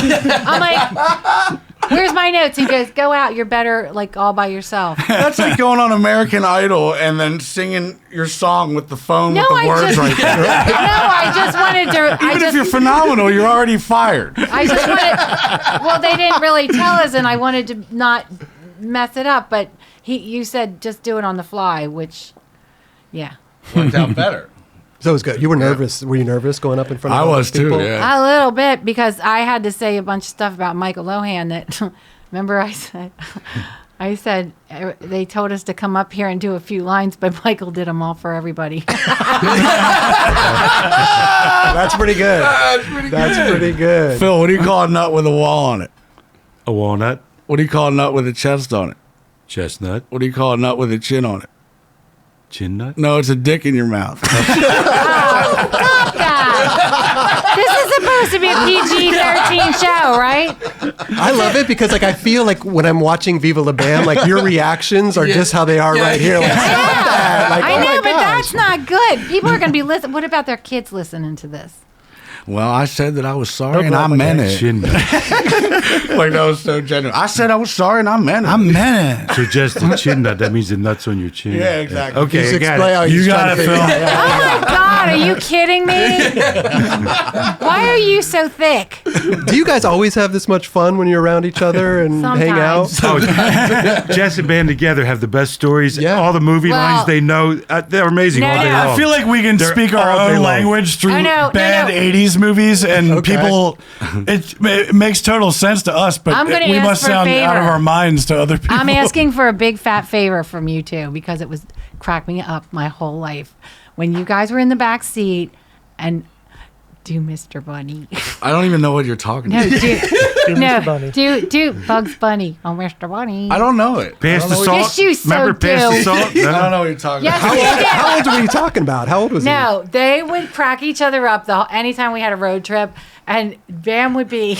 He would always quote like Bugs Bunny and like. Mom's like, Bam, reenact that thing when you were 5. No, I don't remember. He knows it. He's playing stupid right now. Yes, he is, because he would go, "Oh, Mr. Bunny, would you pass me the salt?" And he's like, And consequences, consequences, As as long as I'm rich. That's Daffy Duck. Yeah, Daffy Duck. no, it was. They would crack us up the whole car ride because they would laugh and laugh and laugh. Well, we're definitely influenced, like back in the day, by that movie Amazon Women on the Moon, and I think we used to use it to test. Like, we would have it on at the house, and if like people weren't laughing, it's like, hey, he's not welcome back. Oh my God. Tell him about the time that I was like so happy when you guys were doing CKY and I said, oh my gosh, there's a movie back in the day that I got to go rent for you guys. And I think it was called The Groove Tube. And Yeah. and I said, oh my gosh, let me see. It's like the original CKY kind of like goofy stuff. So I went and Well, we were like watching like Kentucky Fried Movie, Amazon Women on the Moon, Right, like and you were, like, skit-based movies like that. 13. And you were like, I know a movie like this you got to check out. And you found it at some obscure like video rental store. And you put it on, and then it was just like the gnarliest like orgy scene. and I was like, I don't remember this. I don't remember this. And then And the guy's dick was a nose. Oh, and I know. And I'm What is this, like, Clockwork Orange or something? no, along that it was line. at the movie theaters, I think, when I worked there, and it was like one of the funny movies. And then it was getting worse and worse because I was like, as it was going, I was remembering the movie. I only remembered this one funny bit where they did all this funny pranky stuff. But as it was going forward, I was like, oh no, I know what's next. Oh no. I said, I think okay. Chevy Chase That's was what in I that. was going to say. Chevy He Chase was. had a It was few like one of his scenes. first Yeah, movies he had a few ever. scenes. Yeah. But of course, Bam had a field day with that. Like, Jesus, Mom. Oh no, Darren Miller had the biggest. He kept saying, "Abe, I didn't know that you were like." Even I was showing- embarrassed. So was I. Who did I marry? No, This is like well, softcore porn. it was awful because I remember thinking it was very pranky and cute, but I didn't remember any of that stuff in the beginning. And Oh my Well, god. what is so so funny embarrassing. actually is that when you watch Jackass, the first thing it says is, Jackass was trained professionals, so don't do this at home. Right. The only professional that you could ever consider is either me, because I've rode for Element for years, or maybe Wee Man, or maybe Steve-O, because he graduated Ringling Circus. Oh, Yeah, that's right. Knoxville is the definition of A non-professional. right. Today I'm going to drop it on a verb. All right, well, I'll do it switch. Like, but he'll just eat shit because he's And like, very- all- No, you're a certified professional He's I skateboarder. the always definition said- of nice. He they tries a said this is backflip on a done by motorcycle. professionals. It goes 50 feet up in the air and lands right on I his always- dick. So he had a I catheter love on for 5 that years. we had to have medics there, and like you had to explain, like, no, we're trying to get hurt. Like, Right. you know, like this is supposed to fail horribly. Oh my It's not God. funny if you don't get hurt. Yeah. John Racine, he was hired to be the safety guy on Viva La Bam, and I was up on the roof getting ready to drop in off the roof down, and he's like, "Now, Bam, when you do this, make sure that you try to tumble." I'm like, "Shut up, Racine. Go eat a fucking donut. I'm supposed to fall and eat shit. I know how to fall. Right. Don't tell me how to." You sure you don't want to put an elbow pad on? Shut up. An elbow pad. I mean, your skate video parts. I mean, you had so many skate video parts. Were you guys really supportive when you first started skating and getting into Oh it yeah, and all yeah. that I mean, stuff? like we were very supportive, and believe me, a lot of our friends thought we were insane. Why? And because we were supporting skateboarding and like Which back then was kind of dirty and it was grungy. no, and it not- was very new, and people didn't know about it. And I Right. mean, It's a Phil, fad, kid. Phil Remember? Phil was the one who would take gangs of kids like anywhere they wanted to go to skate. He was the best skate dad ever in America. He was. That's tight. He's a legend, And- and he is so great and so gracious, and he's the best dad. But you know, he's just a good person. Right, and right. You guys would take He's a your kid your at measly heart. paychecks and fly Bam alone to Prague for a skate contest. Because I was baking cookies I and think you selling flew them. me and that to- was like pre-cell phone era and They everything. flew me to so- stay with Matt Hensley when I was 14 or 15. That was the first time. And then at 15 or something, I would stay with Muska and Tom Penny. Wow. Yeah. Wow. And then Ed Templeton. And I was baking cookies for plane tickets. Remember? And every new kid that got in the car, we had to do the prank to. Remember the prank? oh, tell me about What's the a prank? sticker car. The sticker car. If I did the seatbelt, it had the weirdest siren. So It was covered as I'm with driving, I'd stickers. say, Like a buzz Oh, shit, that the just light sounded came like a on. nuclear alarm or something. Wait, start at the beginning. Wait. You would unplug All right, your start seatbelt. at I had the my beginning. seatbelt plugged Start in at the behind beginning. me. Start at the beginning. And then we had halfway a to sticker car Cheapskates, Okay. that halfway to everybody Cheapskates, signed. the new guy would be near the window or in the middle probably. And I'd say to the guys, I said, "Oh, remember last time the light came on?" So we got about maybe 5-10 minutes. So as soon as it happens, I'll pull over. And so in 5 minutes, I would undo the belt and the alarm would go off. And I'd pull Just over. this The new kid would ungodly jump through noise. everybody, knock them over, kill them to get Yeah. out of the car. They dove out of windows, everything else. The apple doesn't fall far from the tree. I know, Not right? quite as bad as you, but I got one of those Teslas, and like whenever I pick up my kids, you can make whatever seat you want fart. Fart. Right, So whenever like the new friend is like, I'll hit that seat and I'll be like, Katie. Oh wow! But wait, what would you say would happen to the car when the alarm went off? It'll blow up. It'll stop and turn the car off. And you only had a couple I'd hurry up. seconds when you hear 5 the seconds sound before to it get blows out. up. I knew So I knew I when was the sound blowing up. happened, people would dive out the car and That tumble. that sound means the gas line ruptured. We got about 2 5 minutes. So, And I hurry up, pull over. the funniest part of this is Phil was coaching baseball at the time, and all of these families are pulling up with Lexuses and all kinds of BMWs. Cadillacs and BMW, and all these kids wanted to go home in this clunker sticker car because everybody wanted to be in that car and they wanted the new guy to be in because they'd say, you know, Phil would always make sure there was a pullover part and he'd be like, you know, you don't have to worry about that at all. If the buzzer goes Plenty off, of time to get out. and that's never happened. And he says, you know, if the buzzer goes off, we only have 5 seconds to get out of the car before the blows. And I mean, kids were diving and running in cornfields. It was That's funny. amazing. What kind of car? You said it was all full with stickers? It was a Buick. I think it was the same one that Bruce Willis drove in that last Boy Scout Yeah, movie. it was like It was the weirdest, like it was like a bell late 70s Buick. Buick. or something. Saber? And guess what? Something like The that. Saber. That's what it No, was. The Saber. Saber. Matt Hemsley signed that car, and he always remembered that he did. We got And so did all the Bucky. Bucky skaters. signed it. They wow. all Tom Boyle signed signed it. it. Sheffy. Yep. Wow. Tom Every Boyle. So- skater that came to town did that, and we had Sal their Barbier. stickers. So you couldn't even see any of the car except for the stickers. Wait, was but this do your- you know when we Go.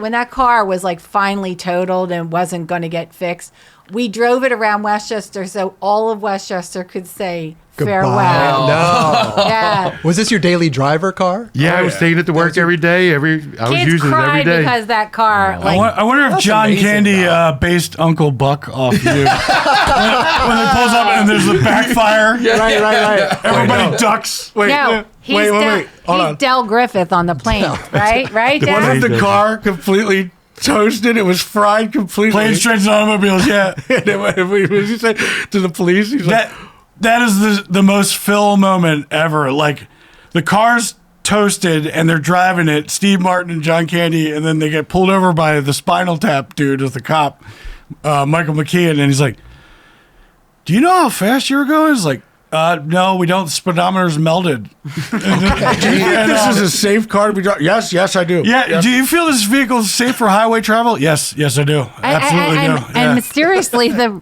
radio works. Yeah.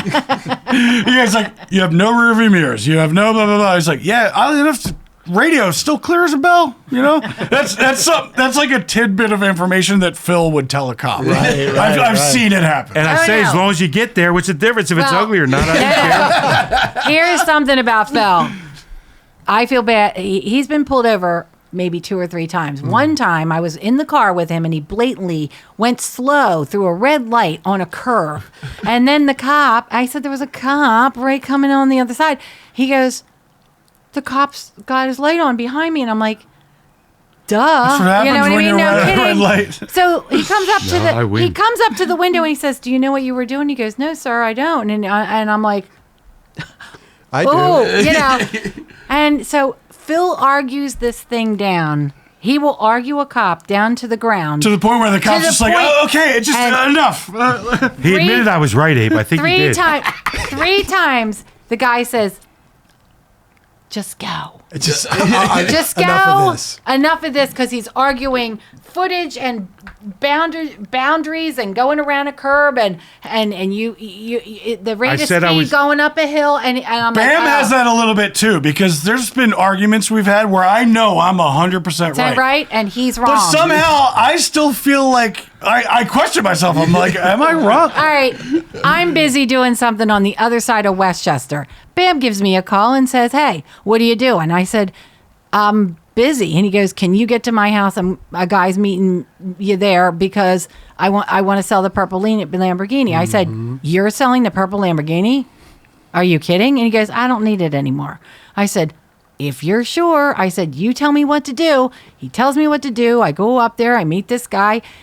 Everything transacts the way Bam wanted it to go. He takes it away. And Bam calls me 2 days later. And he goes, you sold my purple Lamborghini. I'm like, what are you, on crack? I said, you're the one that told me to go over there and meet the guy. Sometimes Doesn't that car hold sentimental value? It does, but I mean, I have noticed It that was rotting into the driveway. The Lamborghini, the purple Lamborghini Gallardo, the Murcielago, the blue convertible one, the Audi R8, the DeLorean, they would all just sit in the driveway for months and months and months. to the And point where you because I have have to Phoenix now, so if I'm jump going it. anywhere, It's accessible. you can't be in that. You're not thing, driving any a of these Lamborghini, cars. right. No, well, you know what happens? It's not a practical car. It starts rotting, and I mean, like he doesn't have that much garage You space. forget to a put big it in. major point.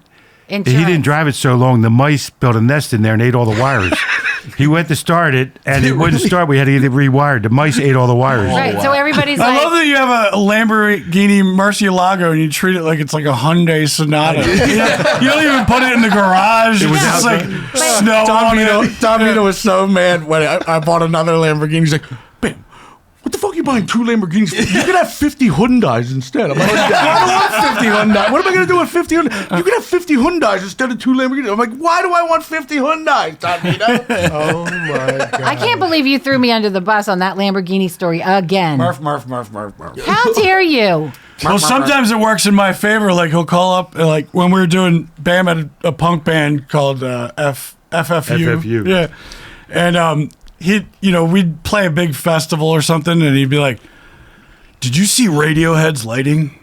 Yeah, it was amazing. We need to get that guy." Well, Bam, here's the problem. Like they make $800,000 a gig, and we don't. You're We getting make maybe 1/10 of that if we're lucky. I don't care. Get him. So I'm like, all right, I'll try. I know somebody from their camp maybe. And I'm like trying to get a hold of this guy, like thinking like, oh my God, our tour's going to be in the red. And then I'll that tour was text so him much red. the next day. And I'm like, hey, I put an email through to that guy and waiting to hear back. What guy? I forgot about the guy. The Radiohead lighting guy. Radiohead lighting. What are you saying to me right now? I'm like, never mind. Do you just have so many ideas going through your head that you just forget all this manic stuff? or what? bipolar. He I does. have 5 different thoughts that And were then- racing through my head. They're like, brrr, And and you that's can't why I talk can't to 'em. sleep. I'll stare at the ceiling till the fucking sun comes up, even if I'm dead tired. That's why I had to go find and try so much different medication that all has all these gnarly side effects. Hair loss, stiff muscles, so you can't skate. Erectile dysfunction, you can't even fuck. Like, well, then I don't. If I could sleep, but then there's all. Now I can't skate. What I love to do, I can't fuck. I love that, I'm losing my hair. I you don't know, want this shit. Your main thing Weight-gaining is pill. Like, yeah. I was just about to say it's like yeah, the doctor said. I'm depressed because I'm getting older and I'm gaining weight and like it's harder to skate now. It's like, oh well, we'll put you on this and that should help. But there might be some weight gain. no, Sweet. no. They never told me this. Side effect. So I'm eating salads in the treatment center, and I'm like, how come I'm not losing or gaining any? I should be like 10 pounds lighter right now. I'm like, that's it. Zyprexa, #1 weight gain pill. I'm like, motherfucker, Depakote, #2 weight gaining pill. I'm like, doc, why would you give me this? I told you if I was depressed, it's because I'm top heavy and I can't balance on the skateboard like how I used to. Well, here, let me it's give you this to antidepressant. make it worse. Well, if I keep getting fatter, I'm going to be more depressed, you dumb hee-haw head. Well, it's an antidepressant. Yeah, but I'm going to be more depressed if I keep getting fat. Right. I mean, we're skaters, It's right? the stupidest catch-22. Dan, what do you weigh now? I mean, I don't know. It is pretty crazy. 210 maybe. Like I was 240 in treatment. No. Yes, I was. You were heavy. Never. I mean, like Yeah, it was. you just went through the ringer at rehab for a long time, and I find it pretty ironic that you were on more drugs in there Yeah. than you were Yeah. out. I went in for manic bipolar, Adderall, which I was prescribed to for 14 years, and then alcohol. I come out on 13 different shit that made me a fucking zombie. It's like, oh, well, this is like legal pharmaceutical drugs. I though. actually slept walk, knocking myself out 6 nights in a row to a point where an ambulance would show up. I would have to go get a CAT scan and an MRI to find out if I'm all right. And on the 7th time, I fell down the stairs, re-breaking my elbow and wrist. And I was like, you need to call an ambulance. They're like, dude, this is like the 7th time in a row. You always come back with the MRI saying that your head's fine. Just walk it off or sleep it off. I'm like, no, but this time my elbow is broken again. So I had to hop the wall and run to the emergency room. And then I got recognized by a car drive-by. They're like, Bam Margera? I'm like, yeah. He's like, what are you doing? I'm like, I have a broken elbow, and I hopped the wall at the rehab to run to the emergency room. They're like, well, dude, get in the car. We'll take you there. I'm in the car. They're like, let us just pull over to the bar and buy you a shot. We can't believe this is happening. I'm like, dude, I haven't drank in a year and a half. I can't. They're like, come on, just one shot. Come on. After like the 5th time, And I'm there like, fine, lies the a shot. problem. So because I blew a bit of alcohol in my breath after the x-ray, they put me in a mental institution and then a detox after that. a friend of mine And they're like, was. you're detoxing over 2 shots of alcohol. I'm like, do you have any withdrawals? I'm like, absolutely not. It left my body hours and hours ago. You were on the phone with me and you were telling me some of the stuff they put you on, and a friend of mine said, oh, I was on that for a little bit, and he said he woke up one morning to just all this Wawa stuff everywhere, like all over the kitchen. Like Wawa's a gourmet 7-Eleven from Pennsylvania. If you don't know. Yeah. Delicious. And you poor people in California don't have one. We do Wah, not. wah. We want. Yeah, we want that. So It's all apparently, right. We went in and out. Yeah, there you go.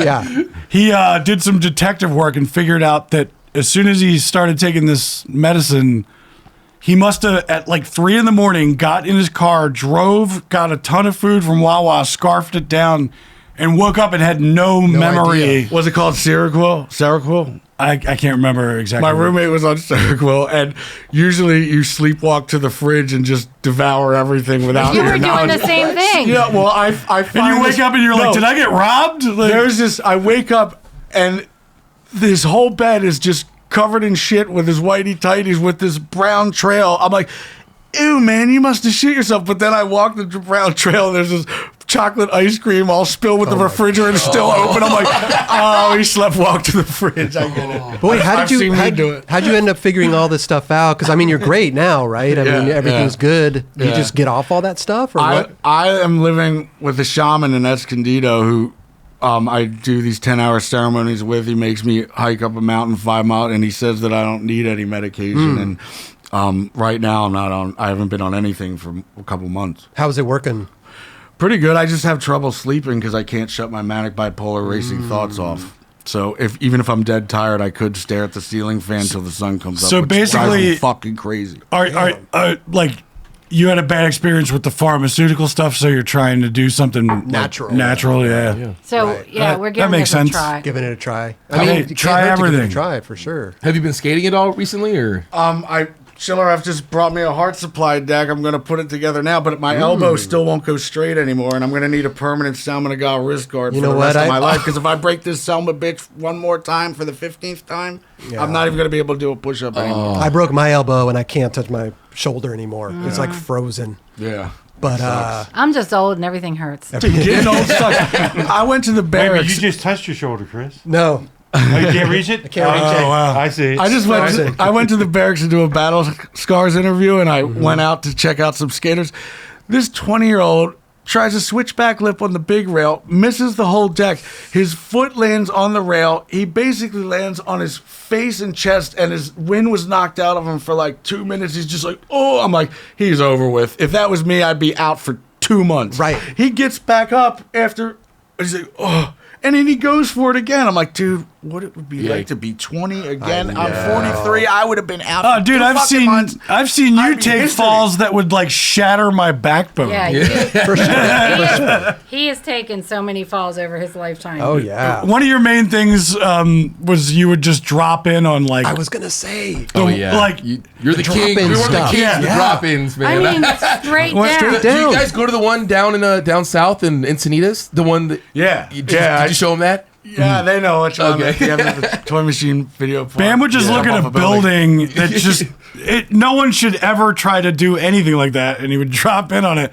And that's when I've seen you take like the worst fall. Like you can hear your bones hit concrete. I know, and I worry from all these across years. the parking lot. All these years, it's just been a worry. Well, you're going straight down. Well, that was what's so much fun about Jackass because you're not supposed to land it, so it's a one-take Jake. Like you're getting the fucking wheelbarrow, and then Getting you it go cut off the regardless. roof, you go into the prigger bush, and then you slam, and then you got the shot. First try, I landed it. Was there any part of the Jackass series that you just dreaded doing? Yup. Like just working on? Just like just Snakes. knowing that a snake would be That was behind it, me, the or only snake the you- bulls, and the riot bomb that blew up in my I can't watch face. that riot bomb. I can't That watch. sucked. When I can't watch him. I Can't watch kind of Snakes or dreaded the when I riot was bomb. not on tour and you guys invited me to come film because like yeah, the anxiety is crazy. Like you don't know what's going to happen. Like you Yeah. can turn around and It get tased in the creates nuts. trauma. It Yeah. really does.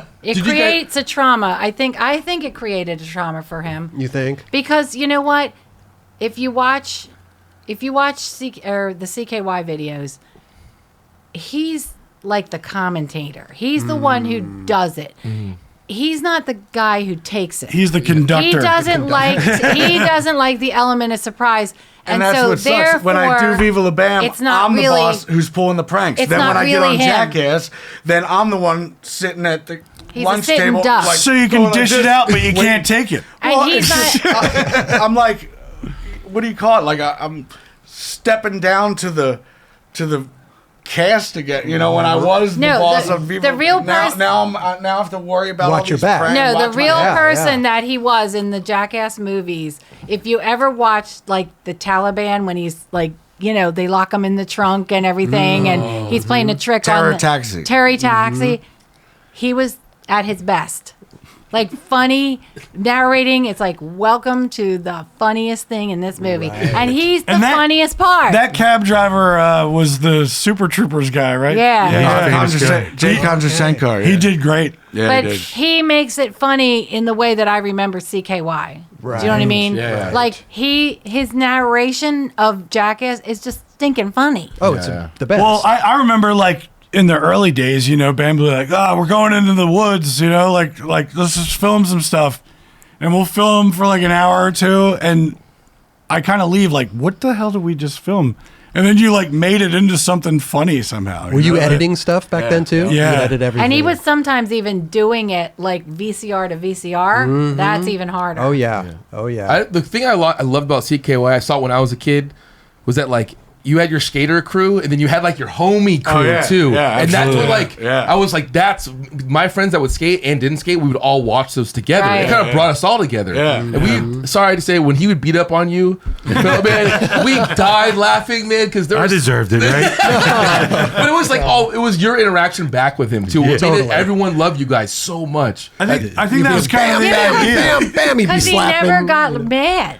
Well, I think that was kind of the idea, yeah, Bam. Like, because, you know, we'd all watch skate videos, like a bunch of skaters, but then some of our friends didn't skate and they'd be bored to tears. So you kind of wanted to, like, make it so pro that skating they would enjoy stupid it. ass shit. Yeah. Yeah. And then once Phil's uncles and brothers who work at like an auto body mechanic place come over with their buddies and they're laughing their ass off, I'm like, maybe this is not just for skaters. skaters. Maybe Yeah. it's for everybody. That's when it Right. clicked, really? Yeah. That's when you okay. Yeah, because Huh. people who didn't skate loved it. loved it. And like family members loved it. Yeah. Somebody kind of said something that I never really thought about, but it's kind of true. Like, I think, you know, we were pre-YouTube and all that. Yep. So Maybe we were before. kind of like the first viral thing, but it was like through VHS tapes. Yeah, I know. Totally. Yeah. Yeah. We were the Absolutely.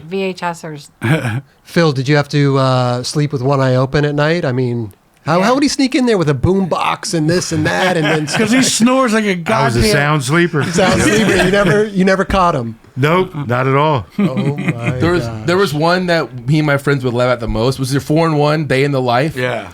And what is it? His name's Rab. Yeah. Like, and you Rab go himself. get a whole thing of flowers. Like, time for breakfast, bitch. And dude, I don't know. Those like it was just all my The friends. antiquing. Yeah. Get some flour, you get antique. They got all the props in my kitchen, and they would always do it right after I cleaned the entire house. And it was always Rab who was in trouble because he had flour all over him, and then he'd shake it all over, and I'm like, oh, you got to be kidding Would me. they clean it up afterwards though? Hell no. Who would? Hell to no. clean- Hell were- no. Were you cleaning it up?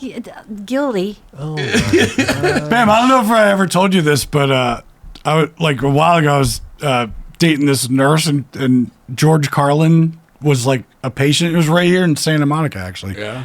And he saw Rab shitting while running at full speed.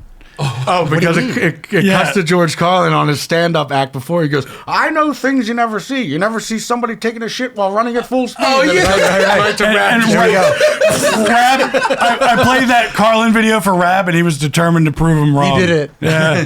I know. So Real Carlin quick. saw that. Yeah, and you know, that was the big scare. It's like, oh man, if he sees this and we use the, it's a real quick clip, but you know, we're not allowed to use it or whatever without his permission. We didn't have any money back then to pay George Carlin, you know. Right. Oh, I had a quick question yeah, for you you're a lot right, Ted. earlier. If Bam would have let that spider thing happen, would have you screamed louder than the guy on Home Alone? I wouldn't have been there. You would have passed out and screamed. I would have been gone. Are spiders your I phobia?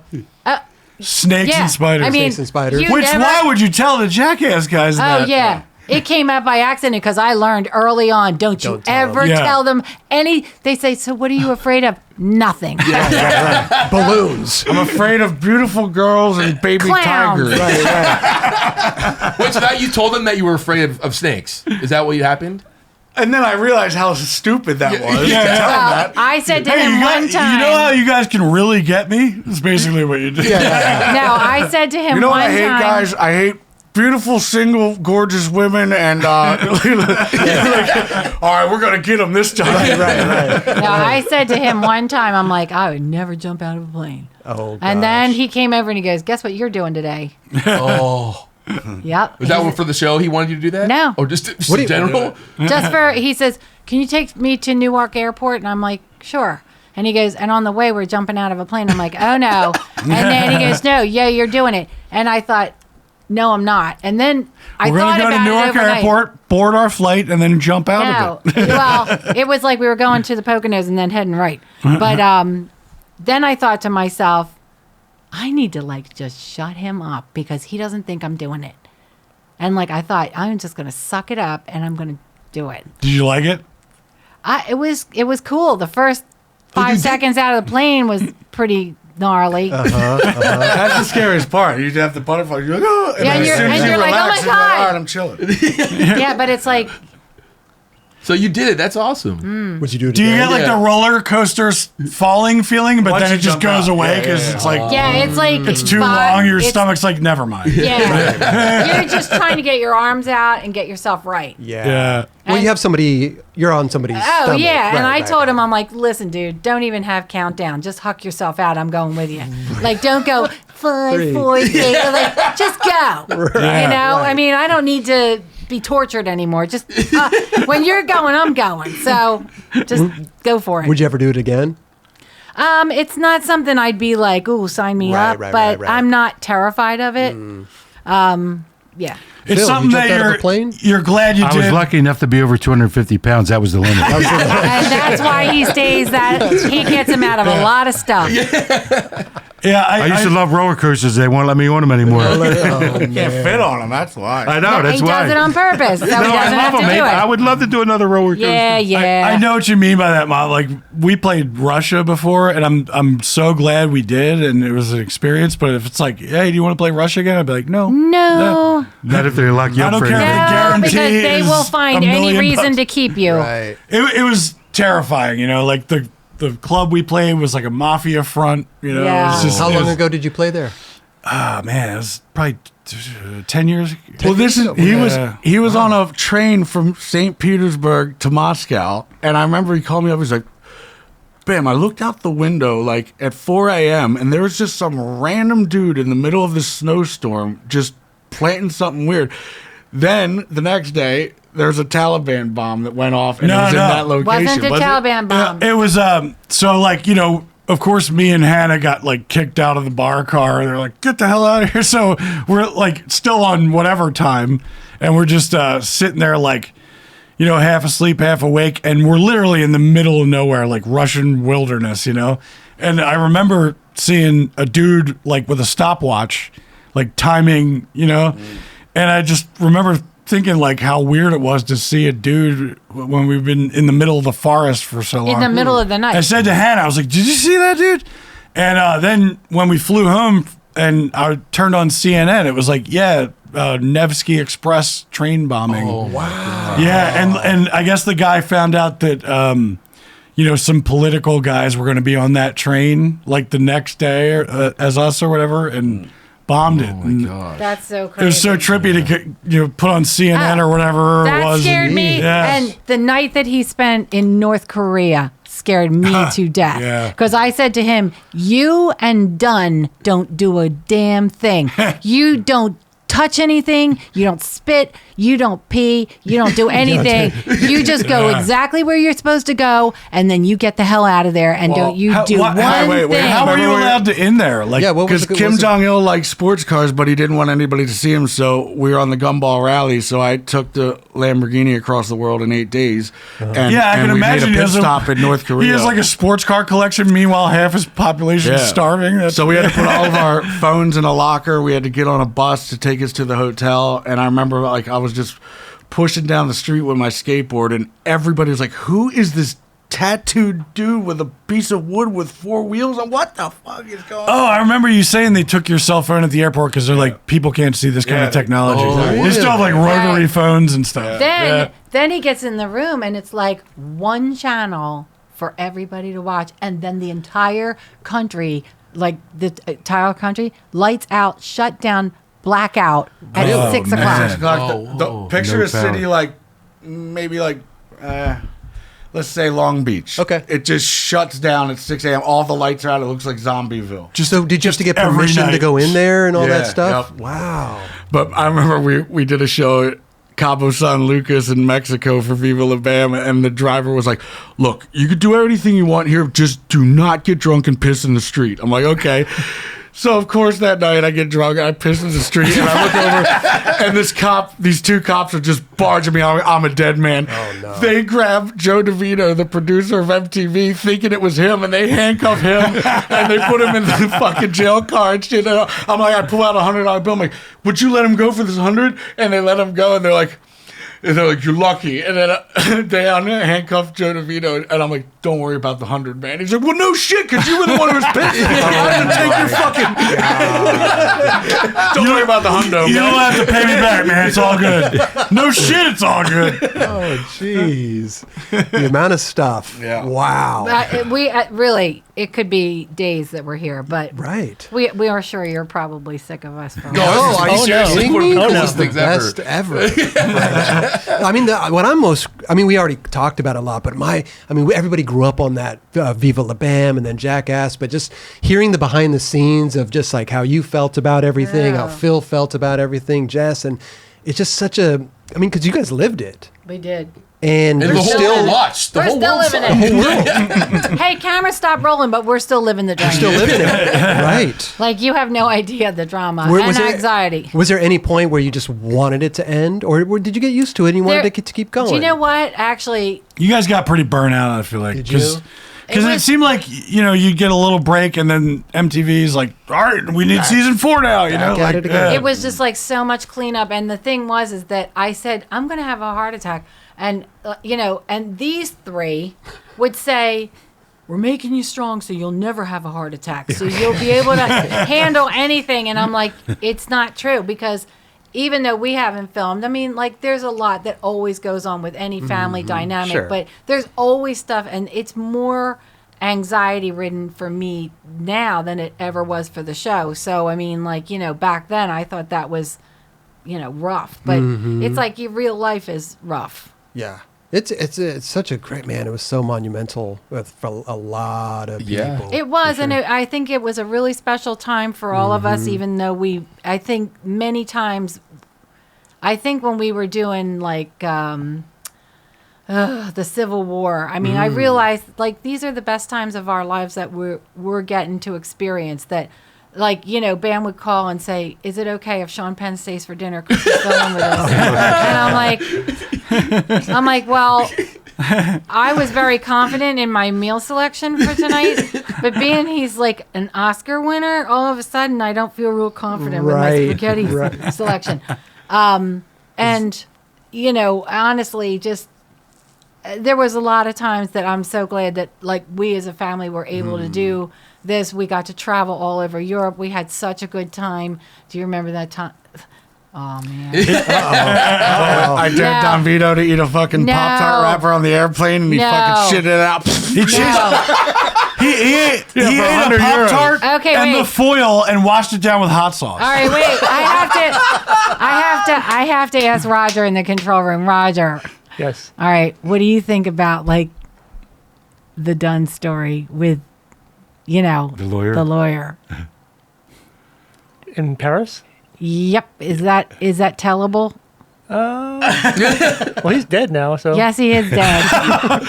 Well, we don't say his name, but he tumbled down the stairs, right. drunk as hell, pissed his pants. Oh, no. This guy has you more money than countries. No, he was like listen. a Let's huge call him executive. Legal Larry. No. Legal Okay. Larry. Well, everybody just this is what happened. Phil and I were in Paris, and of course, Phil is looking for an American burger place in frickin' Paris.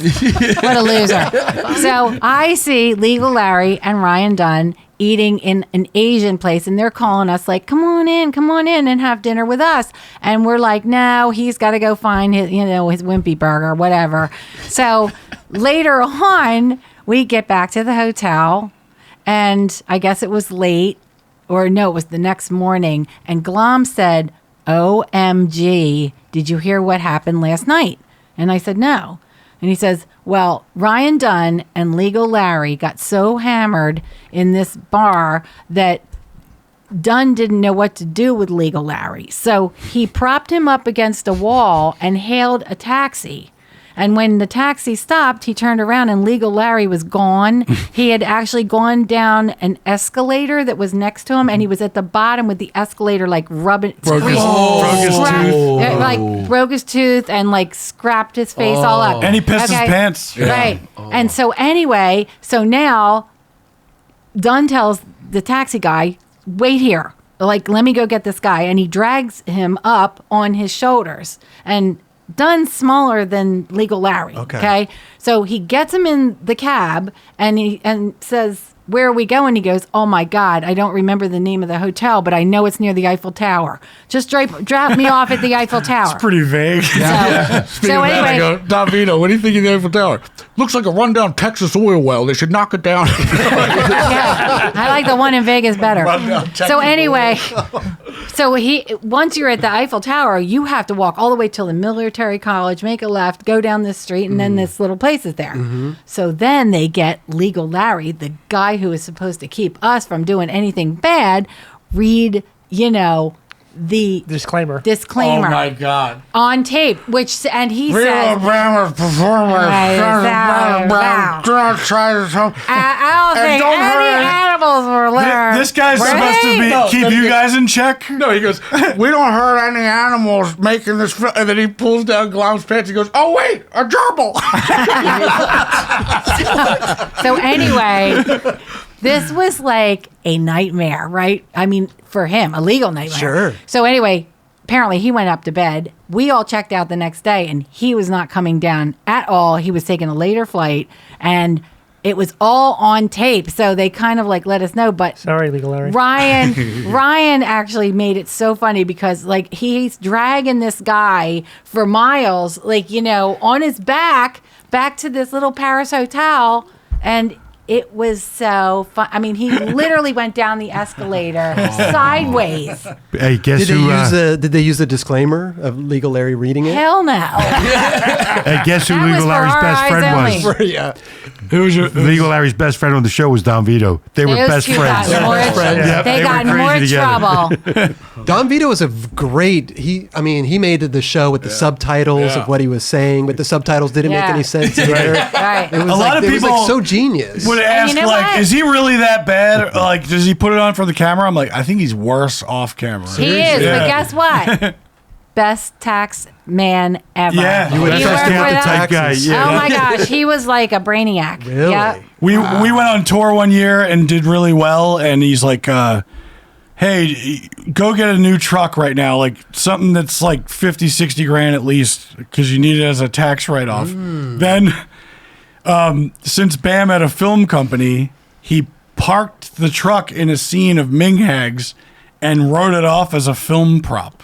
Right. I mean, he was very, very good. He's like, that's 60 grand you would have gave to the And government. he was very sad. He read that book Yeah. from cover to cover, and he always knew and it. it's all legal, you know? all legal. Like he was just really smart at that stuff. Was that your idea with the subtitles, or who? Well, yeah, because listen, you're a Vulcan idiot. It's like, Vulcan? Right. I know he said fucking, but just write Vulcan. Right. I think the subtitles for him were genius. How It you was doing, genius. blood? It How you was doing, genius. blood?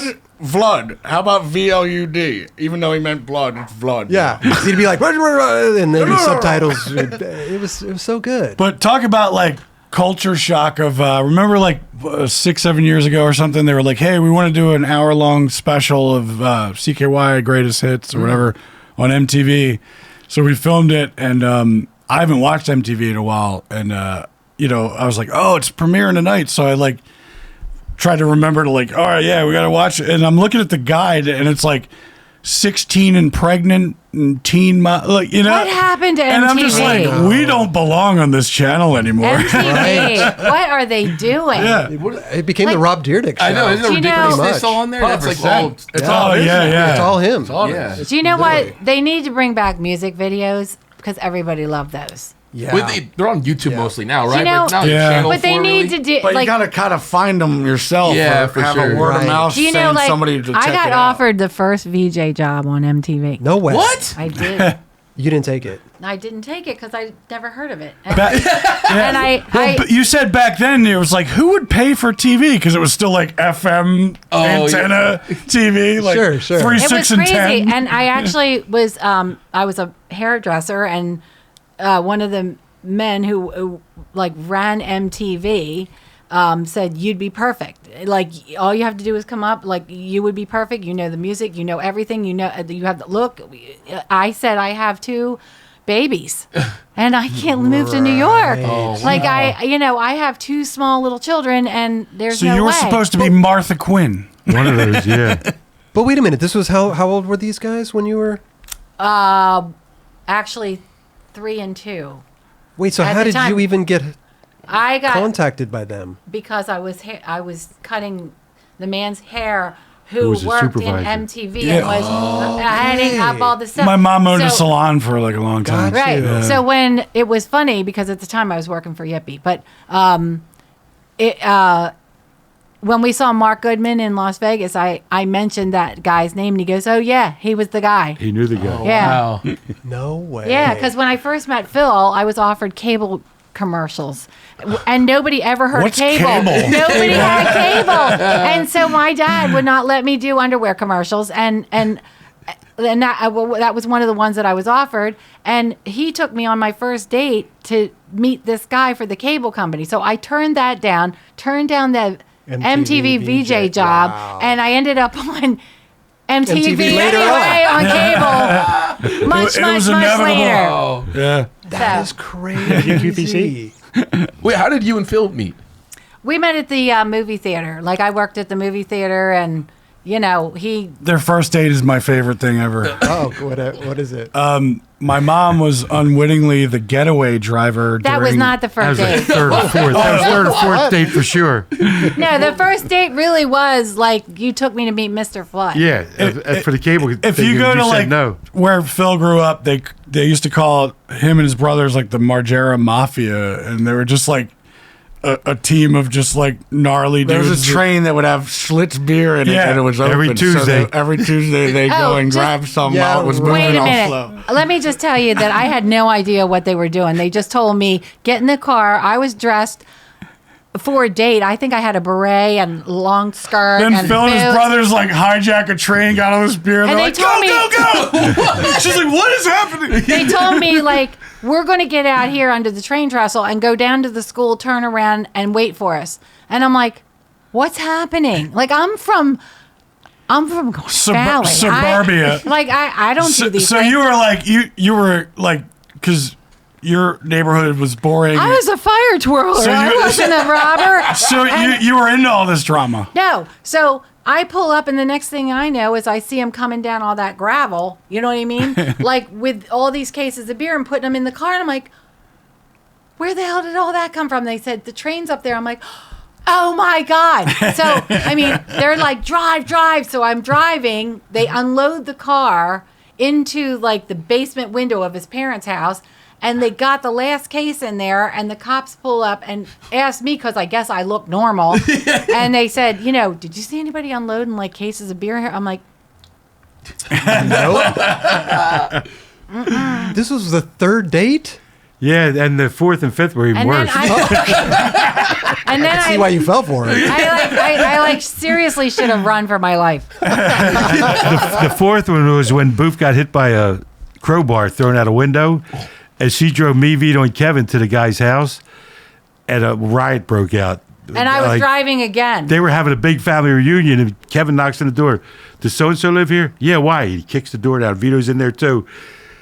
After they came out with baseball bats. Kevin picks up the trash can, but blocks it, grabs the baseball, bat and hits the kid over the head. Oh, this kid was in a coma. Where Phil grew For up, like 6 it was months. like He the was scared to roughest death. town, man. Like, But you know what it was? This kid was driving past and threw a crowbar out the window and It hit hit my Booth in the jaw. sister-in-law No way. across the face. still to this day, man, that Chester, Pennsylvania, it's rough, man. Yeah, it is. Yeah, we were in Little League, and I remember the coach was arguing with Kevin It was Kevin, my brother and it was Kevin. two twin bikers that were the other coaches, and they were arguing who was safe and who was out and who was safe and who was out. Finally, Kevin beats the shit out of both of them, throws them over the fence. He says, if you come back over, I'm going to kill you. Then a couple baseball games later, one of his other buddies shows up and he gets naked and he's like, I'm going to kick your ass. He's like, why are you naked? He's like, because when I get your blood on me, then I can wash it off and I have no evidence. Dude, this town is so gnarly. You had to fight every day, pretty much, my dad was saying. But he kind of got off the hook because his younger brother, Kevin, was such a maniac. And everyone was terrified of him. So they're like, just imagine what his older brother's like. Yeah, I was like 4 inches taller than him, and he would kick anybody's ass in the high school, the neighbor in the high school, the next And high then school. this is the I best walked around part. like a And king. not- Nobody bothered me. And he would do that and not tell anybody about it. So you had to find out through the rumor mill. Oh, yeah. And then you'd be like, Kevin, did you kick that huge dude's ass? He's like, Well, my best friend on the baseball team would sit with me on the bus. And for 3 games, he didn't sit with me on the bus. And he ignored me completely for 3 games. So after the 4th game, I said, Zeb, what's wrong with you? Man, what's your problem? He goes, what, your brother didn't tell you? I said, no. I said, what happened? He said, I told him to leave our women alone over here in Ogden. And he kicked the shit out of me. He kicked the shit out of me. I said, I didn't know nothing about it. So we became friends again, at least. Well, Kevin's son is the The same women way. of Ogden? 'Cause I- Come he said, on. Keep away from our women in Ogden, he I told pulled Kevin. the Lamborghini up to a Chichester Wawa, and this girl who was working at the Wawa comes out. She's like, yo, you cousins with Kevin Margera? I'm like, yeah, why? Got into a fight last night. I'm like, oh, cool. Did he win? Knocked them both out in one punch. I was like, All good things must come to an end. Unfortunately, I know you guys have a long drive back down south, and then you guys are flying out tomorrow, right, to go back We're home? actually having to be up near, LAX For a Wednesday flight. For Wednesday. For early Wednesday because Okay. we've got to make that flight because Jesse has to get back. He has a lot of bookings, and I'm still dealing with the aftermath of frozen pipes. You were telling us at your shop, the pipes blew up. It was like the froze. Titanic on Christmas Eve, and Yeah. I had to wait for course, Christmas Eve, plumbers yeah. and No plumbers are open on Christmas Eve. well, everything that I planned, I said, we knew that Christmas was just going to be on the DL this year, but I'm like, really mopping up water all of Christmas Eve was so not my plan. Right. Oh my And, God. it was just like a, Punch to the gut. yeah, it was kind of sucky. And I thought, man, I'm going to have to walk back in here to this tomorrow. And But so you do like restoration stuff. I do. is that I right? actually take old furniture. I've been doing it since the 80s, believe it or Wow. not.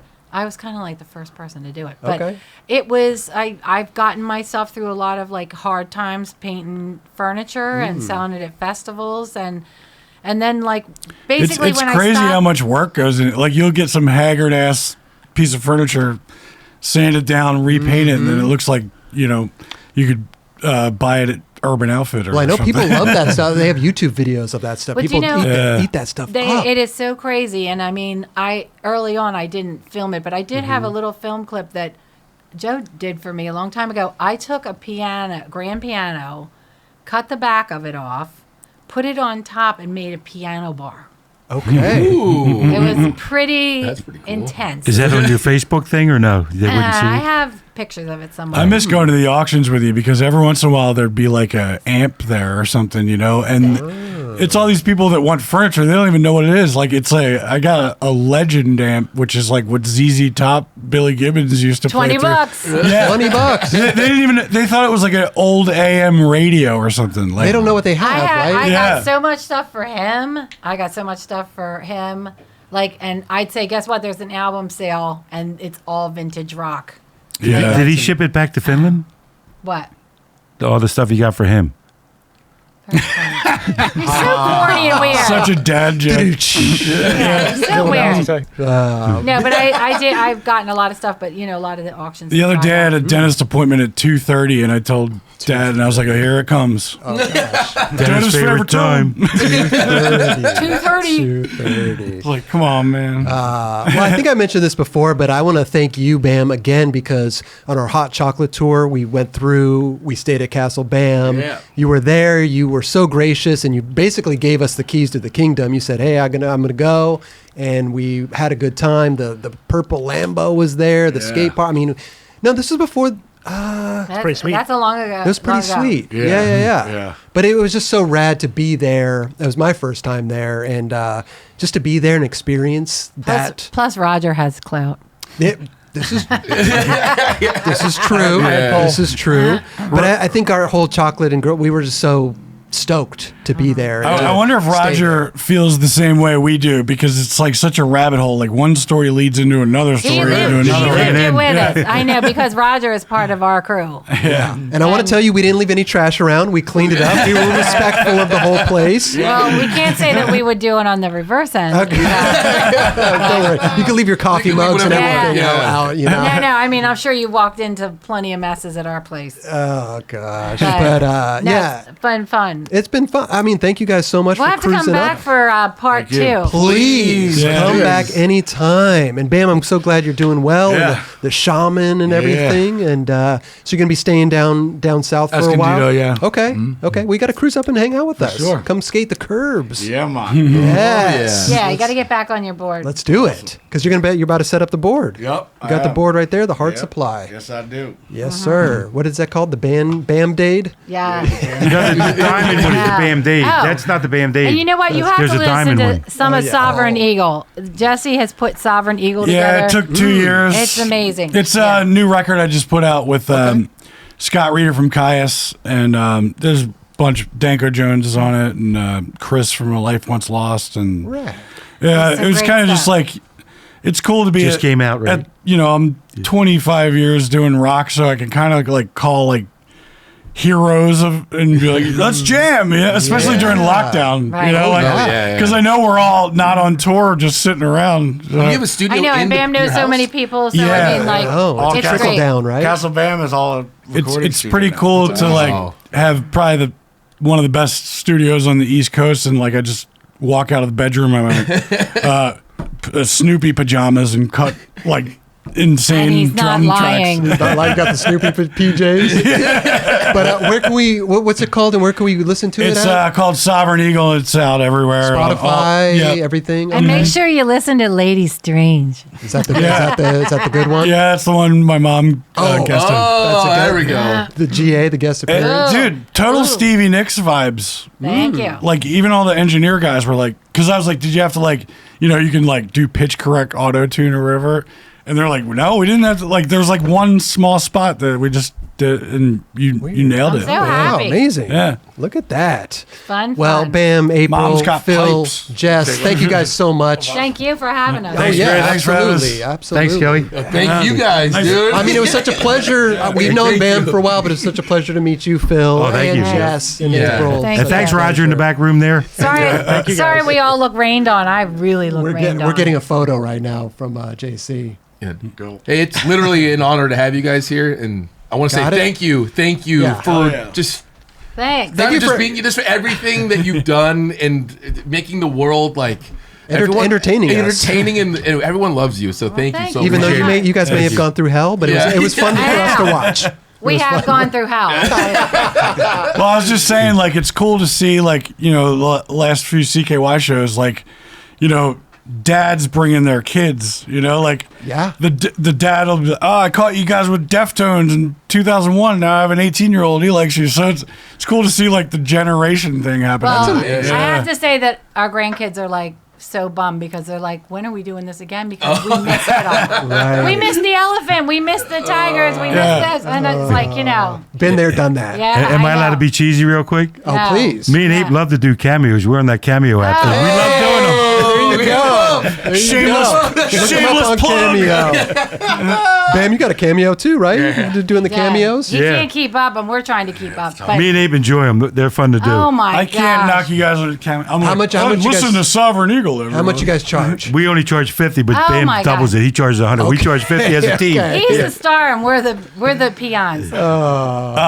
Did you guys see the viral thing of Vince Neil's cameo Motley Crue guy? Yeah. I think he charged like $2,500 or something. For his cameo. And it was just like, hey, Josh, this is Vince Neil. That was it. Oh my God. $2,500. And we go on forever. Ours is a minute and a half, 2 minutes, every one of them. There you we go. love it, though. There you my go. Hit him God. up. Yeah. Check Do you know out. what? Herman's Hermits. He sings songs and everything, so he's really good There too. you go. Yeah. Peter Noon, yeah. All right, you all don't know who he is. Okay, that gives me a chance to mention Elvis. We went through 2.5 hours and I mentioned Elvis. Peter Noon was a friend of Elvis's. Great story, Phil. Can you tell me that Yeah. one again? You didn't know Peter Noon was a friend of Elvis, did you? Did you approve of the new Elvis movie? Oh my God. A number one, 98% accurate, just like Lisa If you Marie don't said. watch it, you're It's stupid. 100%, 98% I accurate. thought I knew everything about Elvis. That was a good Hello. movie, man. I have to check. I haven't But seen it. yeah, there's a I lot know- I didn't It's I know. know best. Boston Butler wins.